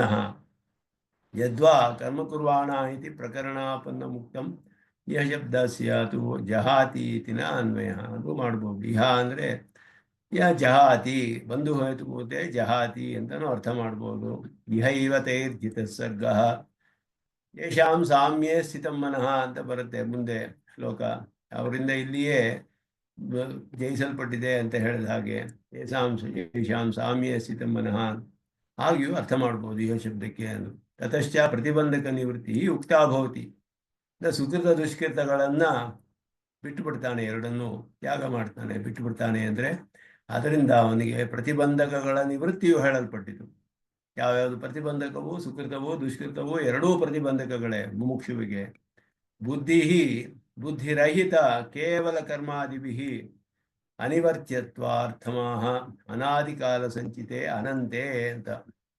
ಬೇರೆಲ್ಲ ಕರ್ಮ ಮಾಡ್ತಿದ್ರೆ ಎಂದಿಗೂ ಅದನ್ನು ನಿವಾರಣೆ ಮಾಡೋಕ್ಕಾಗೋದಿಲ್ಲ, ಸಂಸಾರದಿಂದ ತಪ್ಪಿಸ್ಕೊಳ್ಳೋಕ್ಕಾಗೋದಿಲ್ಲ. ಯಾಕೆ ಅಂದರೆ ಈ ಕರ್ಮಗಳು ಅನಾದಿ ಕಾಲದಿಂದ ಸಂಚಿತವಾಗಿದೆ, ಅದರಿಂದಲೇ ಅನಂತವಾಗಿದೆ. ಅನಾದಿ ಕಾಲದಿಂದ ಬಂದಿರುವಂತಂದ್ರೆ ಅನಂತವಾಗಿದೆ. ಇಂತಹ ಬುದ್ಧಿಯೋಗದಿಂದ ಮಾಡದೆ ಹೋದರೆ ಅದನ್ನ ತಪ್ಪಿಸ್ಕೊಳ್ಳೋಕ್ಕಾಗೋದೇ ಇಲ್ಲ ಸಂಸಾರವನ್ನ. ಆದ್ದರಿಂದ ಕೇವಲ ಬುದ್ಧಿರಹಿತ ಕೇವಲ ಕರ್ಮಾದಿಭಿ ಅನಿವರ್ತ್ಯತ್ವಾರ್ಥಂ, ನಿವೃತ್ತಿ ಮಾಡೋಕ್ಕಾಗೋದಿಲ್ಲ ಕೇವಲ ಕರ್ಮದಿಂದ ಇದನ್ನ. ಅನಾದಿಕಾಲ ಸಂಚಿತತ್ವಂ ಅನಂತತ್ವ ನಿಧಾನಂ, ಅನಂತತ್ವಕ್ಕೆ ಕಾರಣ. ನಿಧಾನಂ ತ್ವಾದಿಕಾರಣಂ ಅಂತ. ನಿಧಾನ ಅಂದ್ರೆ ಕಾರಣ ಅಂತ ಅರ್ಥ. ಚಿಕ್ಕದಾಗಿ ಬರುತ್ತೆ ಅಲ್ಪ ಪ್ರಾಣ. ನಿಧಾನಂ ಅಂದ್ರೆ ಕಾರಣ. ಅನಾದಿಕಾಲ ಸಂಚಿತತ್ವ ಆಗಿರೋದೇ ಅನಂತವಾಗಿರೋದಕ್ಕೆ ಕಾರಣವಾಗಿದೆ. ಯಾಕೆಂದ್ರೆ ಯಾವಾಗ ಆರಂಭಿಸಿದ್ವಿ ಅಂತಾನೆ ತಿಳಿಯುವುದು ನಮಗೆ. ಸುಕೃತಸ್ಯ ಹಾನಿ ಅಪುರುಷಾರ್ಥ ಸ್ಯಾತ್ ಇತರತ್ಯಸ್ಯ ಉಕ್ತಂ. ಸುಕೃತವನ್ನು ಬಿಟ್ಟುಬಿಡೋದು ಅಪುರುಷಾರ್ಥವಾಗುತ್ತಲ್ಲ ಅಂತ ಹೇಳ್ತಾರೆ. ಬಂಧ ಹೇತು ಭೂತೆ, ಎರಡು ಬಂಧಕ್ಕೆ ಕಾರಣ. ಕಾಂಚನ ಕಾಲಾಯ ಶೃಂಖಲೆಯೋ ಬಂಧ ಹೇತುತ್ವೇ ಕಶ್ಚಿತ್ ನ ವಿಶೇಷ. ಅವರು ಹೇಳಿದ್ರು ನಹಿ ಚಿನ್ನದ ಸಂಕೋಲೆ ಒಂದು, ಕಾಂಚನ ಶೃಂಖಲೆ ಇನ್ನೊಂದು, ಕಾಲಾಯಸ ಶೃಂಖಲೆ ಕಬ್ಬಿಣದ ಶೃಂಖಲೆ. ಒಂದು ಚಿನ್ನದ ಸಂಕೋಲೆ, ಒಂದು ಕಬ್ಬಿಣದ ಸಂಕೋಲೆ, ಇದೆರಡಕ್ಕೂ ಏನು ವ್ಯತ್ಯಾಸ ಇಲ್ಲ, ಬಂಧು ಹೇತುತ್ವೇ. ತಾವು ಕಟ್ಟಿ ಹಾಕಿರೋದು ಅದರಲ್ಲಿ ವ್ಯತ್ಯಾಸ ಇಲ್ವಲ್ಲ, ಎರಡೂ ಕಟ್ಟಿ ಹಾಕಿರೋದೆ. ಒಂದು ಚಿನ್ನದ ಸಂಕೋಲೆಯನ್ನು ಕಟ್ಟಿರೋದು, ಒಂದು ಕಬ್ಬಿಣದ ಸಂಕೋಲೆ. ಮುಮುಕ್ಷು ಅಪೇಕ್ಷೆಯ ಚ ಸ್ವರ್ಗಾದಿ ಕಾರಣಂ ಸುಕೃತಮಪಿ ದುಷ್ಕೃತಮೇವ. ಮುಮುಕ್ಷುಗೆ ಸ್ವರ್ಗಾದಿಗಳಲ್ಲಕ್ಕೆ ಕಾರಣವಾಗುವುದು ದುಷ್ಕೃತವೇ ಆಗುತ್ತೆ, ಸುಕೃತವೇ ಆಗೋದಿಲ್ಲ. ಅದು ಅಲೌಕಿಕತ್ವೇ ಸತಿ ಅನಿಷ್ಟ ಫಲ ಸಾಧನತ್ವಾತ್. ಅಲೌಕಿಕವಾಗಿರಬಹುದು, ಅದು ಈ ಲೋಕದಲ್ಲಿ ಇಲ್ಲದೆ ಇರಬಹುದು. ಸ್ವರ್ಗ ಬೇರೆ ಯಾವುದೋ ಅಲೌಕಿಕವಾದ ಫಲ ಬೇರೆ ಲೋಕದಲ್ಲಿ ಬರಬಹುದು, ಆದರೂ ಅದು ಅನಿಷ್ಟ ಫಲಕ್ಕೆ ಸಾಧನವಾಗುತ್ತೆ. ಆದ್ದರಿಂದ ಸ್ವರ್ಗಾದಿ ಫಲಗಳಿಗೆ ಕಾರಣವಾದ ಕರ್ಮಗಳು ದುಷ್ಕೃತವೇ ಆಗುತ್ತೆ ಅವನಿಗೆ. ಸ್ವರ್ಗಾದೇರಪಿ ಮುಮುಕ್ಷು ಅಪೇಕ್ಷೆಯ ನಿರಯತ್ವಂ. ನಿರಯ ಅಂದರೆ ನರಕ ಅಂತ ಅರ್ಥ. ಅದು ಮಹಾಭಾರತದಲ್ಲಿ ಏತೇವೈ ನಿರಯ ಸ್ಥಾತ ಸ್ಥಾನಸ್ಯ ಪರಮಾತ್ಮನಃ. ಚತುರ್ಮುಖ ಬ್ರಹ್ಮಾದಿಗಳ ಲೋಕಗಳನ್ನೆಲ್ಲ ತೋರಿಸಿ ಅಲ್ಲಿ ಬೇಕಾದಷ್ಟು ವಿಹಾರಗಳು, ಭೋಗಗಳು, ಭೋಗಸ್ಥಾನ, ಭೋಗೋಪಕರಣಗಳು ಬೇಕಾದಷ್ಟಿದೆ ಅಂತೆಲ್ಲ ಹೇಳಿಬಿಟ್ಟು ಇದೆಲ್ಲ ಪರಮಪದಕ್ಕೆ ಹೋಲಿಸಿದ್ರೆ ನರಕಕ್ಕೆ ಸಮಾನ. ಏತೇವೈ ನಿರಯಾಹ ತಾತ. ಇದೆಲ್ಲ ನರಕವೇ ಅಂತ ಹೇಳ್ತಾರೆ. ಎಲ್ಲವೂ ನರಕಗಳೇ. ಅದಕ್ಕೆ ಸ್ಥಾನಸ್ಯ ಪರಮಾತ್ಮನಃ, ಪರಮಪದಕ್ಕೆ ಹೋಲಿಸಿದ್ರೆ ಇದೆಲ್ಲವೂ ಕೂಡ ನರಕವೇ ಅಂತ ಹೇಳಲ್ಪಟ್ಟಿದೆ. ಹಾಗೆಯೇ ಆದ್ದರಿಂದ ಮುಮುಕ್ಷುವಿಗೆ ಇದೆಲ್ಲವೂ ಕೂಡ ನರಕಕ್ಕೆ ಸಮಾನ. ಬುದ್ಧಿಯುಕ್ತ ಇತ್ಯಸ್ಯ ಯೋಗಾಯ ಇತ್ಯಸ್ಯ ಚ ಭಿನ್ನಾರ್ಥಪರತು ವಿಲಾಸಾಯ ತಸ್ಮಾದ್ಯುಕ್ತಾಯ ಬುದ್ಧಿಯೋಗಾಯ. ಅಂದರೆ ಇಲ್ಲಿ ಶ್ಲೋಕದಲ್ಲಿ ಬುದ್ಧಿಯುಕ್ತೋ ಜಹಾತೀಹ ತಸ್ಮಾದ್ ಯೋಗಾಯ ಯುಜ್ಯಸ್ವ ಅಂದರೆ ಬುದ್ಧಿಯುಕ್ತನಿಗೂ ಯೋಗಾಯ ಅನ್ನೋದಕ್ಕೂ ಬೇರೆ ಬೇರೆ ಅರ್ಥಗಳಿಲ್ಲ, ಒಂದೇ ಅರ್ಥವೇ.